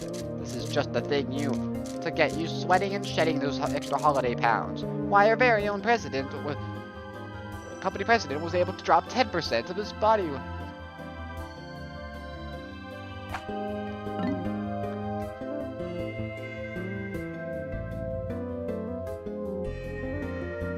To phrase that in a fairly friendly way, yeah. Rubber ugly. This is funny. The head is a paradoxical enigma, and the body is rubber ugly. The first time I laid eyes on this hideous treasure, I thought I was a gigantic aquatic monster. It took me several terror-filled seconds just to realize that it's just an ugly statue. What a relief. I was ready to run all the way back to Hokkaido. Ugliness that can destroy all beauty drives deep despair into the heart of the beholder. This hideous item is a must-have for connoisseurs of all things wretched and unpleasant. Paradoxical enigma. I'm not just an intergalactic space captain, I'm also an artist. I see the inner beauty in everything. Some things other people call ugly and boring, I find intellectually stimulating and aesthetically pleasing. It's true. I'm sophisticated like that. This is both the pinnacle of beauty and the nadir of ugliness. The definition of ugly beauty. No word for this state exists, but my databanks indicate that bugly will suffice. Silencer. Yay, the creepiest treasure that's worth 666 in Japan. The ship is noisy, but nothing compares to the boss's inane chatter. Blah blah blah. It never ends. You can learn a lot from this noiseless, disembodied head. Louie's quiet nature was hard to adjust to, but now I've grown to appreciate the peace and quiet. The perfect gift in this age of overwhelming information. This mute face cherishes silence. If you value peace and quiet, why not spend some time staring into this face? 1 hour. 2 hours. I am feeling drowsy. Energy saving mode initiated.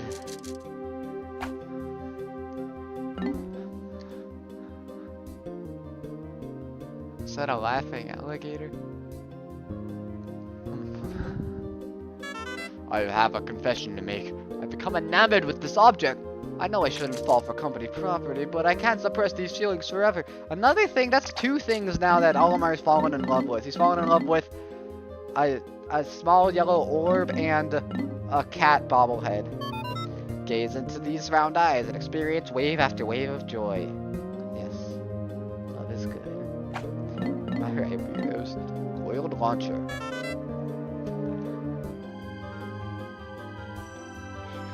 You're scared of that, huh? I tried flying this thing once, but it moved too rapidly and I contracted vertigo. Maybe it could be used as an amusement ride. The youngins would love it. However, I don't think I'll ever ride it again. Just an ordinary spring? Hardly. This is a high-speed thrill ride tested by one of our employees. Jump aboard for a ride so fast it'll make you see other worlds. Boom cone. Today we found the remains of a wooden construction engine buried deep under the surface. I can't imagine anyone on this uncivilized planet inventing anything. We'll have to wait until later to finish surveying this maze, but this place intrigues me. There may be something interesting to learn about this primitive object. Yeah! Olimar's doing a smasher pass of all the treasures. This will exhilarate your soul like magical popcorn. Kaboom! Happiness explodes from within. The shape itself speaks of wondrous things to come.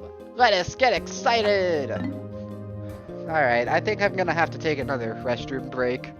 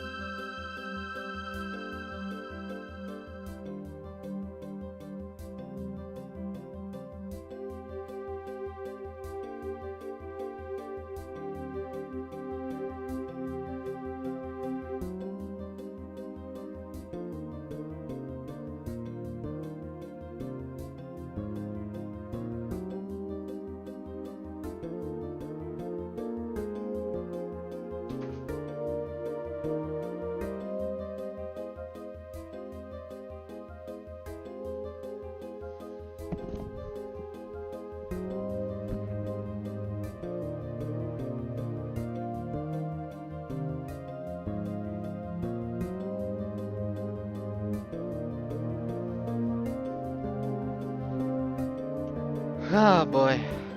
I think this is gonna end up being the longest stream I've ever done. Alright. Flame Tiller. Investigating alien object provides me with an opportunity to solve new mysteries. For example, when I rolled this object, I discovered it's perfect for tilling land. Usually, I have the machine analyze the treasures we find, but sometimes I like to examine artifacts with my razor-sharp window.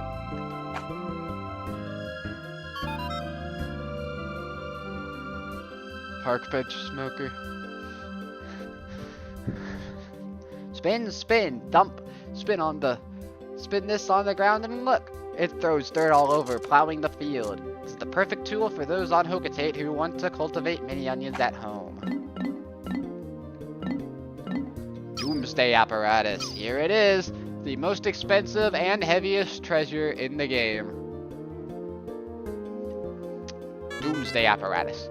Perplexing mysteries are often solved in unexpected ways. When I was studying this item earlier today, I was astounded at its unbelievable bulk. It was so heavy, I would have never been able to move it without my burly purple Pikmin. Later analysis indicated that this thing is in fact some kind of heavy artillery. An apocalyptic weapon made of super heavy, gravity compressed materials of unknown origins. The fact that its great weight makes it uncontrollable is, at times, a mild detriment. Aquatic mine. I've recently noted that changes in this planet's environment happen at a very rapid pace. Compared to how it was when I was here before, the perplexing pool has changed drastically. Due to frequent tectonic shifts, the region appears slightly different each time I enter it. It could be a natural phenomenon, but it's as if I feel the presence of a guiding hand. Maybe it's just my imagination running wild. This is an incredibly dangerous aquatic explosive, which has unfortunately never detonated. None know its true destructive power, but this could be the most cataclysmic weapon ever. Stupendous lens. Whoops. I've never seen such a huge lens. It must have been designed as a nano-grade magnifier by the hyper-advanced society of alien megabrains. Gah! This object is far too complex for even my superior scientific intellect to comprehend. Peek into this item with a sense of wonder and glimpse a frighteningly gigantic world. This lens is a window into the thrilling world of tiny creatures everywhere. Air break. The weather was beautiful today. In this region, the weather is always good. The plants and animals thrive on all that sunlight. I want to hurry up and finish cataloging all of these treasures so I can get back to the sunshine. No height is too great to fall from if you possess this. It may be frightening, but get over it. Worthless statue. Looks like it might have a crack in it. At first, this object looked impressive, but closer inspection reveals it's just a cheap statue. In many ways, it reminds me of my father. I probably shouldn't tell him that. Once on an unknown planet, a megalithic civilization flourished, and this is proof of its existence. For hoarders of ancient artifacts, this is a must-have piece. Truly, collectors will crave it. I do not know if that is true or not, but items in demand fetch higher prices.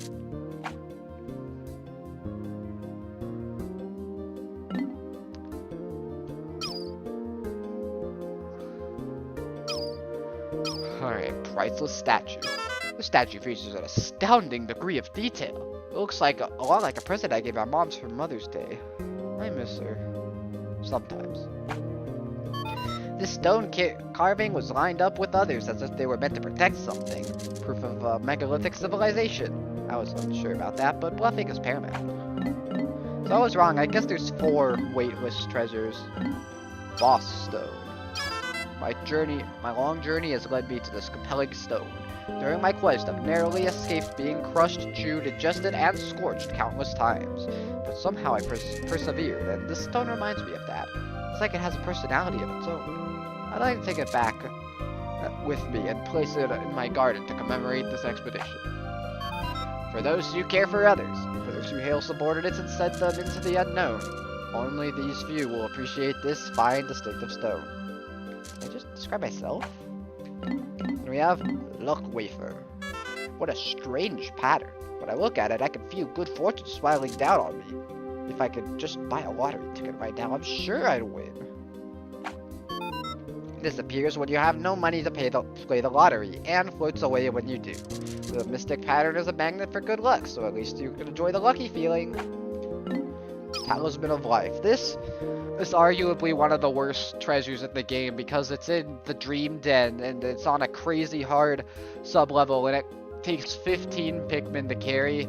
But of course it's in the water, it's all blue Pikmin, and since you're likely to take 20 of each Pikmin, and you have to have 5, you can only have lost up to 5 blue Pikmin by the time you get to the sub-level.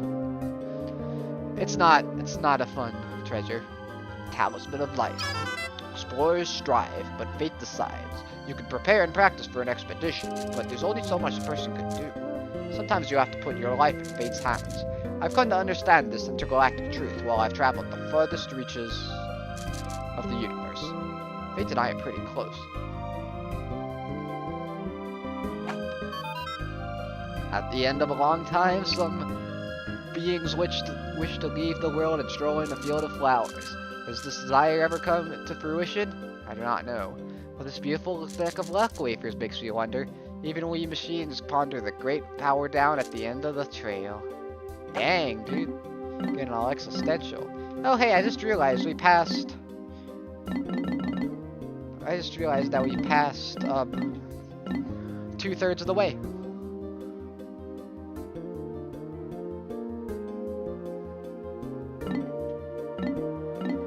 Alright, if I could just move the joystick correctly. Strife Monolith.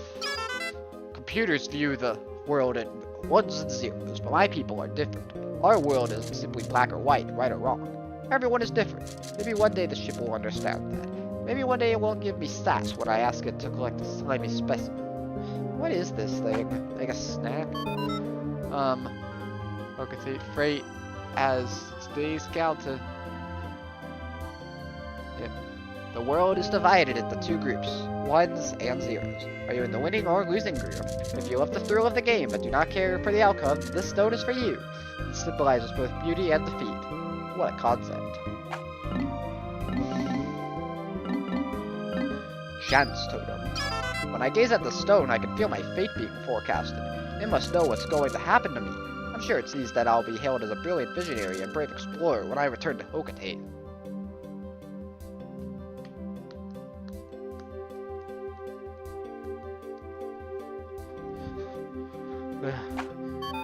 More powerful than effort, more relentless than talent. Luck is the true ruler of your life. This mystical stone tests the path of luck. So, are you the true master of your life? Excuse me. Now we have this area where you get a couple of treasures early on, and then the rest of them are in the Hall of Heroes. Whoops. Dream Architect. At night, I have nothing to do but to keep me occupied. I've been searching for something to dull the boredom, but every time I find something I want to play with, it's broken. This object is a great example. It looks fascinating, but I can't get it to function. I guess all I have to do is write in this journal. Going to bed early is a waste of time for a lively soul. This dream maker makes night fun. Fine, so it is broken and does not work. That is a drawback. Come on, use your imagination. Stone of Glory. This is a peculiar object. Just looking at it fills me with a powerful sense of nostalgia. Now that I think about it, the Pikmin had a curious look on their faces when they carried it. Maybe it was just my imagination. How would Pikmin feel with nostalgia? This odd rock is completely filled with nostalgia. None can dispute the magical powers of this stone. Can the day when this rock rules the entire universe be far away? Glee Spitter, the stick of happiness. When I get near this captivating treasure, I can't stop myself from spinning it over and over again. I shouldn't spin such a valuable treasure, but it's so hard to have self-control. From now on, instead of actually spinning it, I'll just imagine I'm doing it instead. Wow. This is so much fun!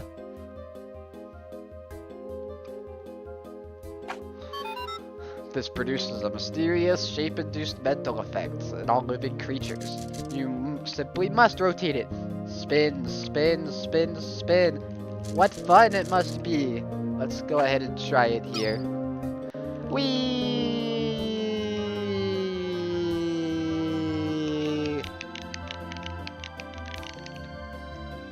cool.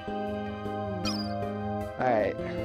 Now, we have Cosmic Archive. The cave we searched today was lined with flame-spewing spouts. The temperature in the cave was absolutely stifling. Oh, that reminds me. I completely forgot to tell Louie about Red Pikmin. He's so quiet. I sometimes forget he's even there. This time, the item I salvaged from the cave seems to be some kind of storage device, but I have no way to play back the contents. Yeah. This game just straight up doesn't tell you. In fact, Pikmin 3 might be the first game to tell you that red Pikmin are immune to fire before you encounter fire enemies. All worldly matters from time's start to its end are said to be recorded in this historical vault. If it is so huge, decoding all of it is impossible. Its mere existence is said to make one philosophical. And now we have the Rob stuff. Remembered old buddy.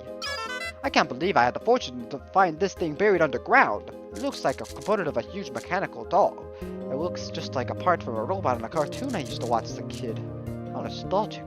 This futuristic machine makes me feel like I've traveled back in time.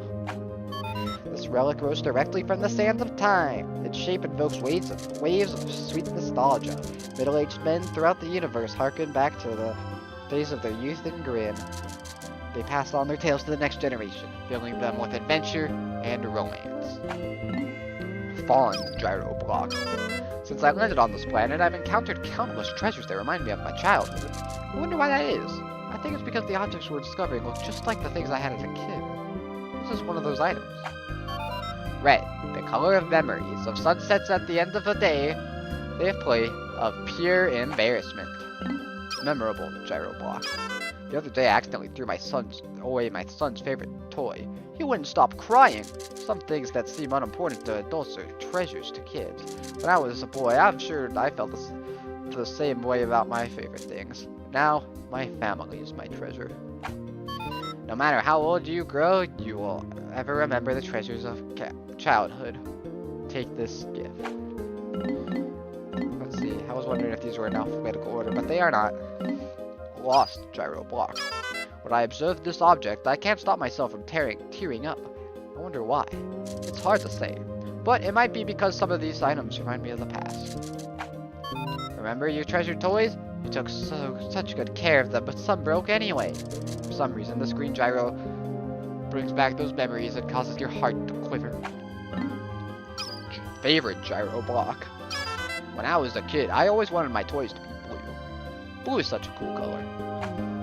Children throughout the universe are captivated by the very thought of this cool blue disc.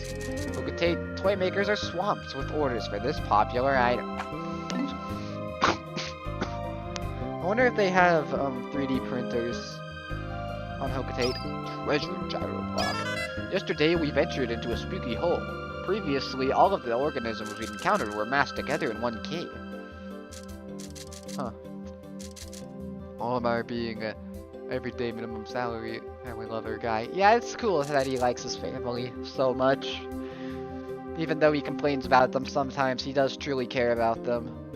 Previously, all the organisms we encountered were massed together in one cave. Had I not divided the Pikmin by color and utilized their unique abilities, I would never have made it out alive. In memory of my daring adventure, I've named that hole the Hole of Heroes. And I believe that is 7 out of 18. Feel the joy that only collectors can savor, the happiness for those who have found them all. Enjoy this wonderful feeling to your heart's content. Now we have the batteries that were rebranded. Proton AA. Even though this is a AAA, this object resembles the first treasure I found on this planet, so it holds a certain sentimental value to me. However, I've just noticed that the size is slightly different. Sometimes I should take the time to read my previous treasure logbook. It's good to reflect on the past sometimes. Some enigmatic energy unknown to Hocotate is trapped inside. Who couldn't use more energy? Durable energy cell. This cryptic item exhibits an unbelievable quantity of stored dormant energy. The civilization that created this must have advanced tremendously when it discovered this powerful new energy source. If I were to take this technology back home, how would it affect the future of Hocotate? Humanoid history is one big scramble for energy, and this is a colossal fountain of it. Has the change to renewable energy on Hocotate already begun? We machines watch. Courage Reactor. We've recovered our first treasure! Amazingly, the Pikmin remembered how to salvage it. I can't understand their adorable language, and I don't know what they're thinking, and I'm so happy to see them. When I crashed on this planet, the Pikmin helped me locate my missing ship parts. In my darkest hour, the Pikmin were there for me. Now that I'm reunited with them, I know everything will be alright. It will, right? Physical energy is not the only kind. The energy dearest to us is that made by love and courage. Aww. Fuel reservoir. The ship has a lot of self-importance for a machine. Apparently machines can exhibit human characteristics after all. Perhaps they even have a soul? If this is true, then maybe you can work them into the ground until their spirit is broken and they stop giving you lift. Oh no, I'm turning into the president! According to my measurements, almost no energy should remain within. Yet some does. The energy one can draw from matter has a limit, but the energy of the heart is endless. Perhaps that is the case here. This proves that machines have will and determination. Alright, now we have a bunch of branded stuff that was probably renamed in the remake. Like, probably all of these, were just replaced with generic brands, you think? Starting with drone supplies, deviled ham spread. Yesterday, the ship accused me of sampling all the food we've been collecting. That ship has a lot of nerve. This food pack makes you want to throw all dietary restrictions on the window and out the window and take a bite. Yeah. He really needs to keep his morals. Patience tester. When I see a closed container, I cannot help myself. I feel like I must open it and see what's inside. When opening it, it could lose its value. Oop, wrong it's. There's the wrong it's there. I guess I'll just have to use my imagination. This calls out to be opened, peeked inside, and tasted. This temptation-filled item is perfect for those who wish to test the strength of their resolve. Endless repository. Everyone makes mistakes. Sometimes desire overpowers reason. At least that's what I told myself when I sampled this salty snack. No matter how much you eat, this magic container is never empty. So go ahead, have it. So, go ahead and have a bite. Captain Olimar and his crony used this excuse. They later issued a written apology. Fruit guard. Among the treasures we've collected, many of them have strange scrawlings on them. Unfortunately, the alien writings are indecipherable, but the pictures can be understood easily enough. This one seems to have a picture of a fruit on it. That's the case, then this canister must contain sweet nectar. A quick taste won't hurt.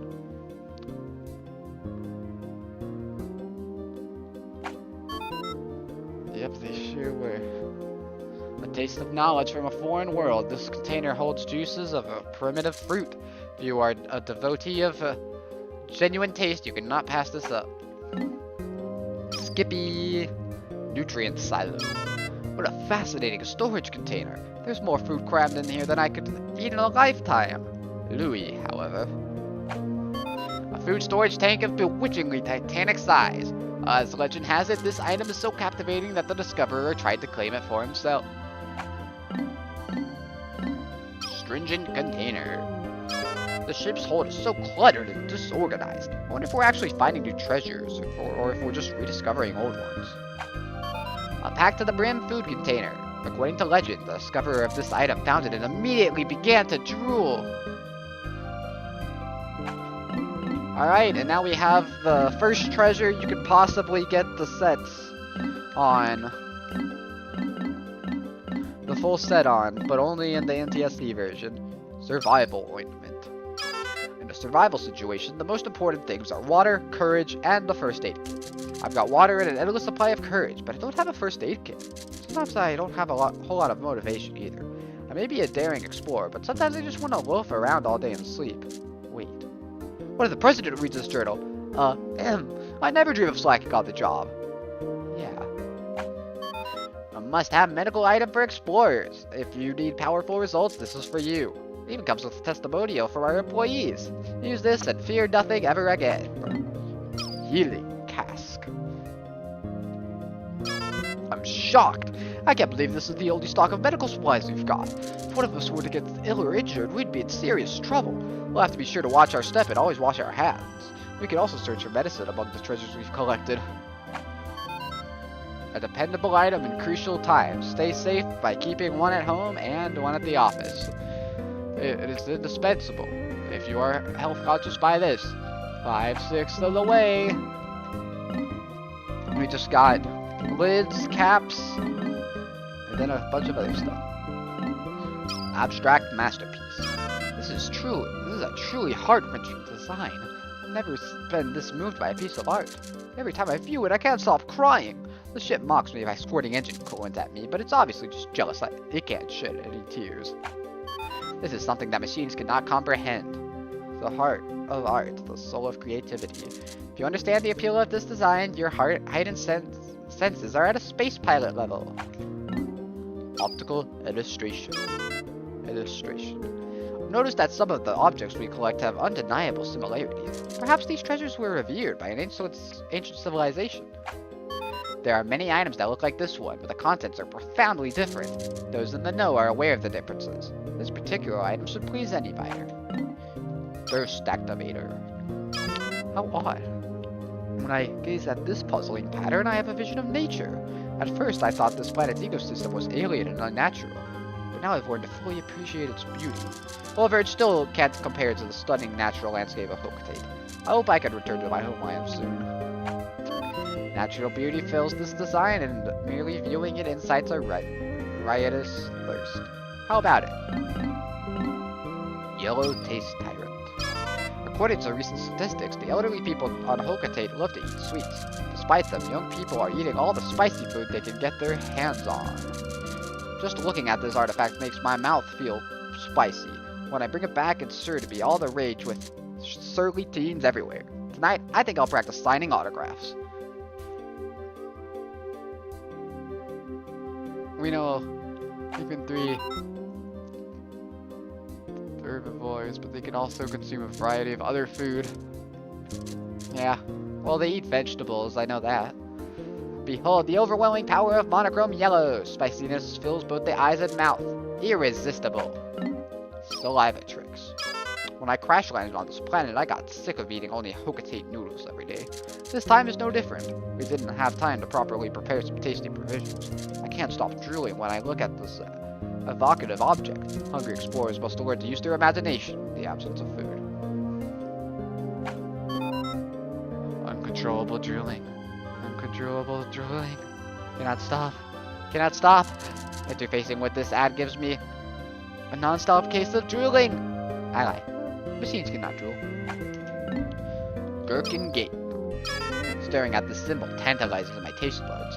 I've never observed this before, but my sight and sense of taste appear to be connected. Perhaps this is some kind of new psychological advertising.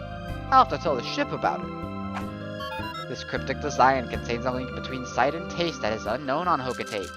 According to the psychology of unknown shapes, gazing at this will let you taste the unknown.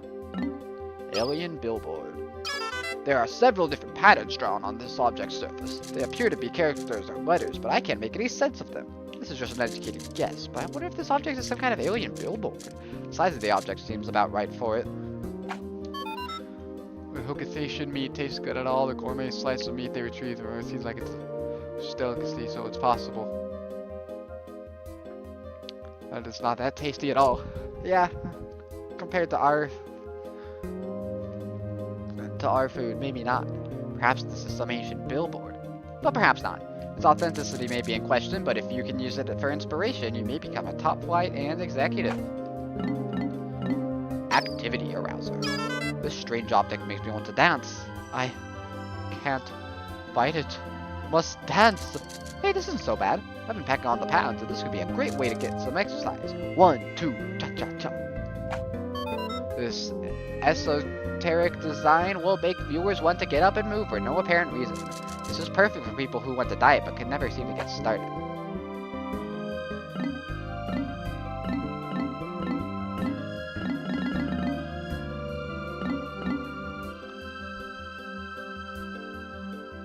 I always imagined that meats on Earth were just that good. Yeah. Alright, we're on to the final, third to last category, hypnotic platter. Strange story. When I inspected this item on the planet's surface, I was suddenly overcome with such a raging thirst that I thought I might fall unconscious. Having no tasty beverage at hand, I had to resort to licking the condensation from the inside of my helmet. I feel such shame. Did we ever get Cavern of Chaos? I don't remember ever getting a description for Cavern of Chaos.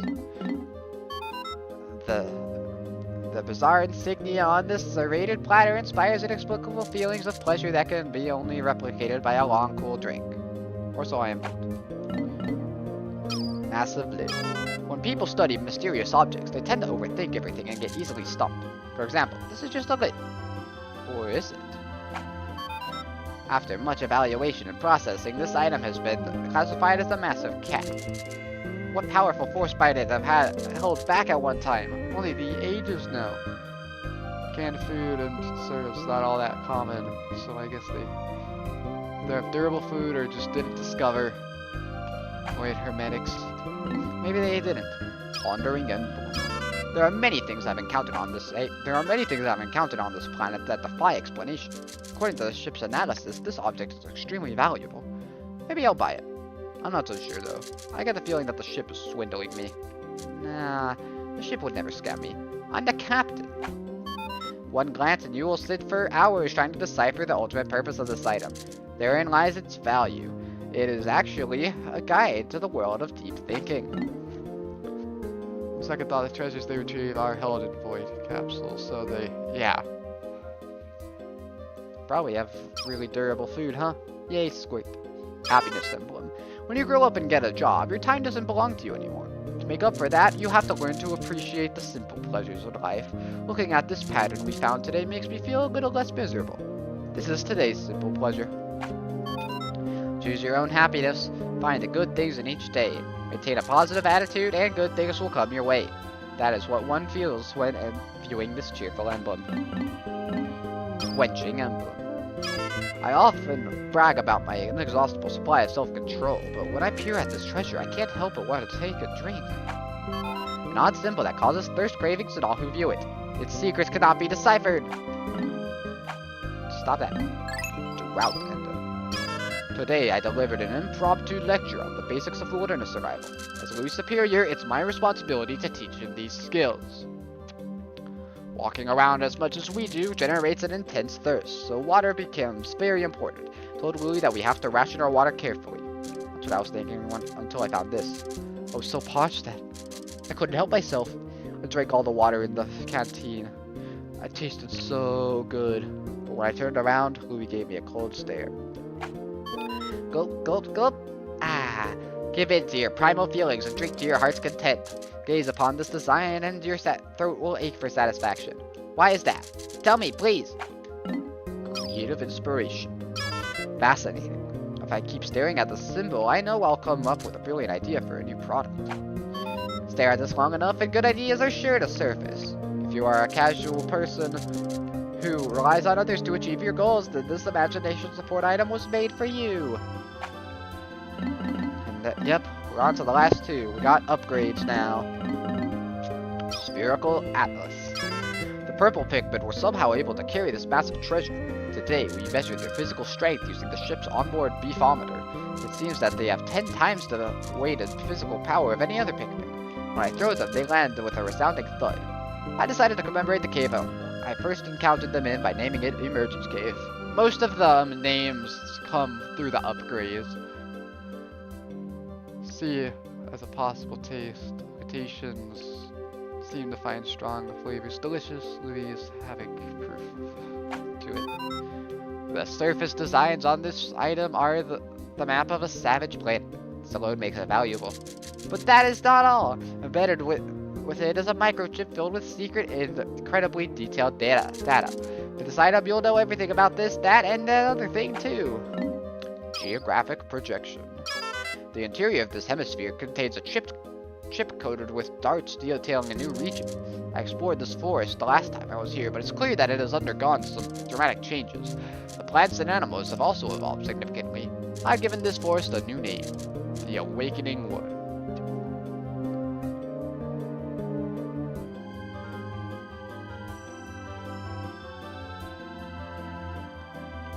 I must begin to form a hypothesis to explain why the forest changed so rapidly. If you have both pieces, does the value increase? Do you want it? Need it? Excuse me. the ultimate storehouse of geographic data in the known universe. Prototype detector. Today we reached the subterranean layer swarming with carnivorous bugs. The name of Hole of Beast immediately came to mind. There's 10. The convenient contraption I found there has become an invaluable treasure-seeking tool. When it approaches a piece of treasure, the gadget beeps and the needle moves to the right. When all of the treasure in an area has been collected, the device powers down. When we left Hocotate, I thought we'd never be able to pay off the company's debt. But thanks to this gadget, I'm feeling optimistic about the outcome of their mission. Is this a miracle gadget born of universal desire, or a machine manufactured by the master of Dimension X? Whatever it is, it reacts to treasure. 5-man knapsack. I'd love to lay down in the grass, bask in the sun, and take an afternoon nap. But with all of these Pikmin following me, I can never seem to relax. I should remember to press C to dismiss the Pikmin, and then press and hold C to take a nap. The last time I tried it, the Pikmin picked me up while I slept and carried me away to their onion. On your space horses, Pikmin. I'm not a pellet or a piece of treasure. Then I wake up. Great galaxy. Excuse me. Great galaxies. It was all just a dream, wasn't it? Maybe. Do you want to nap in luxury like a feudal lord? This lifestyle assistant will help you do it. Tests on our employees were very positive. Their bizarre dreams were an added bonus. Alright. Root Knuckles. Uncharted planets like this one are often teeming with hazardous fauna. The Pikmin are usually nearby to defend me, but there are times when I need to lay down the law with my own hands. For example, if a creature were to try to eat me, I'd have to beat it down. I dream about that all the time. In a plume of flame, the steel fist flies and smashes its target to bits. The recoil severe. Captain Olimar suffers from severe shoulder pain, so he uses it without the rocket booster. Repugnant appendage. This aromatic object secretes a tangy odor that can knock out a Bulblax. I'm with a ship on this one. I don't want to touch it either, but I must. For the sake of the company and my family, I must summon the strength to carry on. Is this the remains of some giant creature? Its color is striking, but its stench is horrific. Could it be dangerous? The true essence of things in the natural world is very often disguised. Be fooled and die. Fool or be killed. This is the law of survival. I think we're gonna get some more names here. We're at 10. Come on. Stellar Orb. The technology behind this impressive gadget is totally unknown to my people.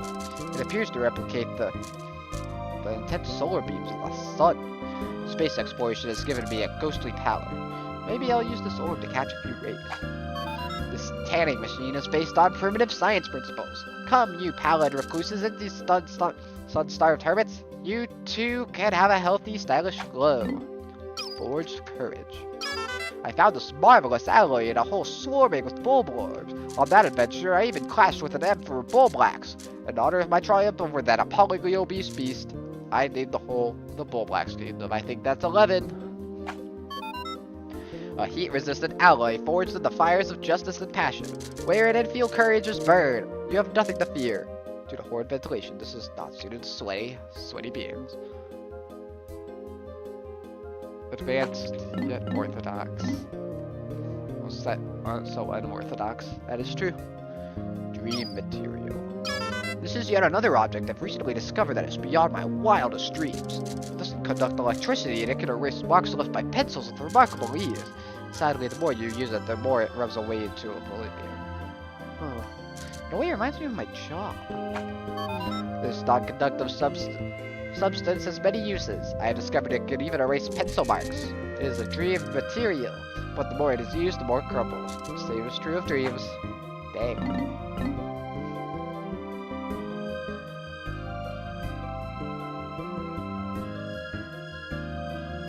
Well, yeah, but the thing about the renewable energy source is that he has in Pikmin 1 something called the Eternal Fuel Dynamo, which does give him infinite energy, which is weird. Justice Alloy. I found this metal treasure in the gut of an avian snake. It took real courage to drop into that dark den, but danger's what I do best.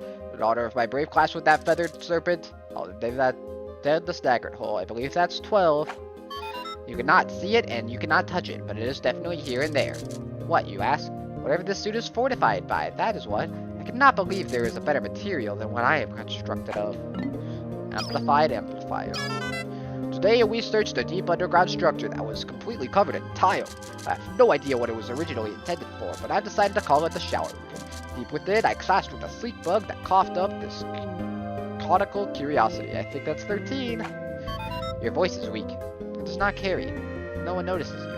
But this is true, that this item is for you. Starting today, you are a gym teacher. You will never be ignored again.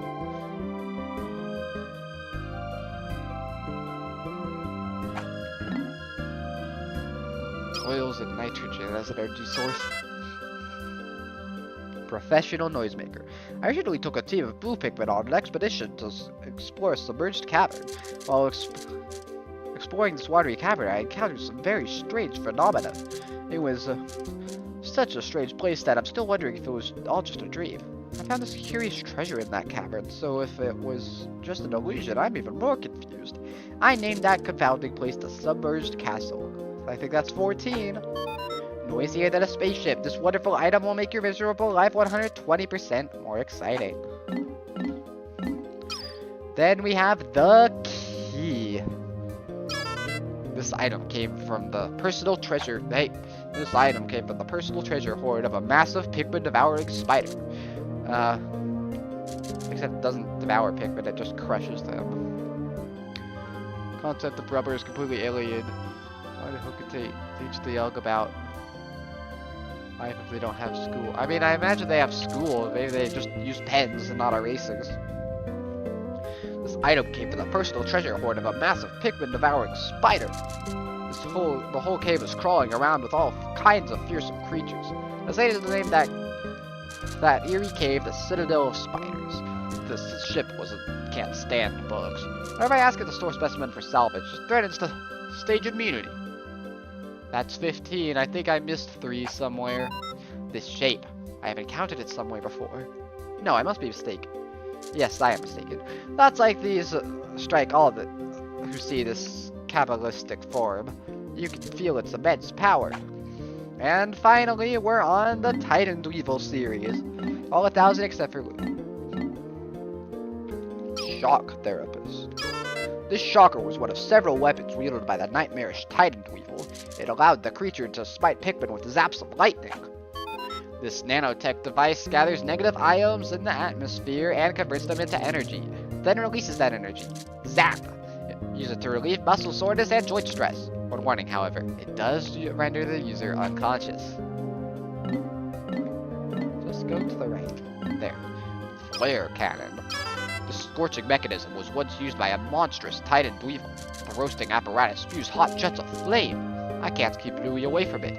He's trying to use it to cook sausages and caramelize creme brulee. In the compressed air cylinder of this flamethrower, liquid gas is lit, producing the fire that gives the weapon its name. It is very dangerous, and good kids know not to play with it. In case you wonder, it cannot be used as a substitute for a spaceship's rocket and should never be used to cook sausages. Never! That's what the philosophics, they're very philosophical, aren't they? Comedy bomb. This fiendish component was used by the Titan Dweevil. Although it was once a primitive chemical weapon, it is now a weapon of mass hilarity. You cannot see it. You cannot smell it. Yet this weapon would steal your life given the chance. At least it used to, until I shrewdly exchanged its poison gas for hilarious laughing gas. Crafted with an eye for safety, it is the funniest weapon ever devised. Monster Pump. The savage water pump was just one of the many weapons wielded by the Titan Dweevil. This pump is capable of spraying jets of hyper-pressurized water. This item automatically detects subterranean waterways, even if the water is buried a mile deep. This monster pump draws liquid at any distance, and its almost uncontrollable power is fantastic. And finally, after 3.5 hours, the final description. The King of Bugs. Louie's back! Somehow he survived a horrific ordeal with a freakishly large weapon-wielding Titan Dweevil. I entered a hole with an army of ferocious... Yep, they're getting tricky with the bombs now. I entered a hole with an army of ferocious Pikmin, grimly. We determined to save Louie from the Titan's evil, but it seems that he was perfectly fine all along. I can't understand how he managed to avoid being eaten. He's always had an unusually close connection with insects, and I know he loves to cook them. Maybe he wasn't kidnapped after all. Could he have been controlling that beast all along?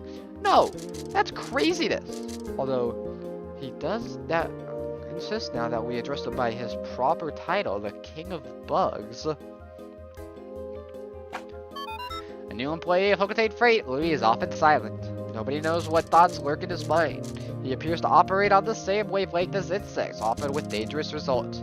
After he was kidnapped, he somehow managed to hijack a colossal insect's brain.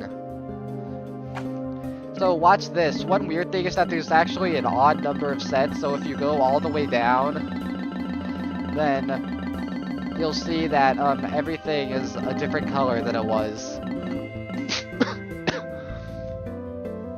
Now anyway, if you'll excuse me, I want to find the one that names the Cavern of Chaos.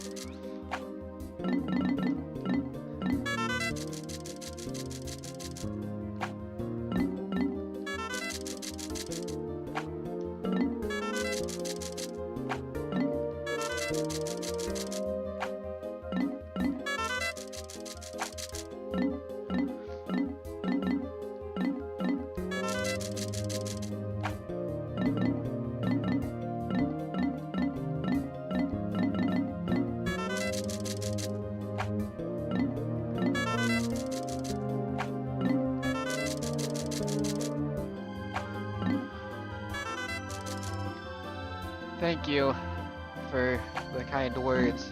Sorry that you didn't get to see the enemy bios, but I've been going for a long time. So I'm not going to read them all again. There's some fun stuff in there. I really cannot find the one that names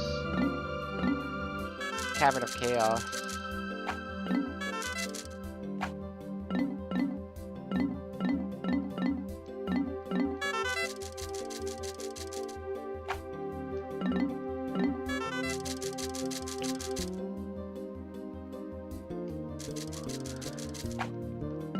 Alright. Well, thank you all so much for watching this stream. Next time we will be playing Pikmin 3 Deluxe, but with a twist. Is there not one that names Cavern of Chaos? That's weird. So yeah, tune in next time for when we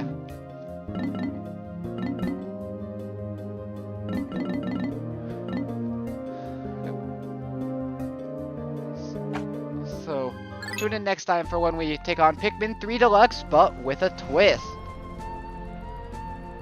Ended up with 28,016 gold Pokos. Until next time, goodbye.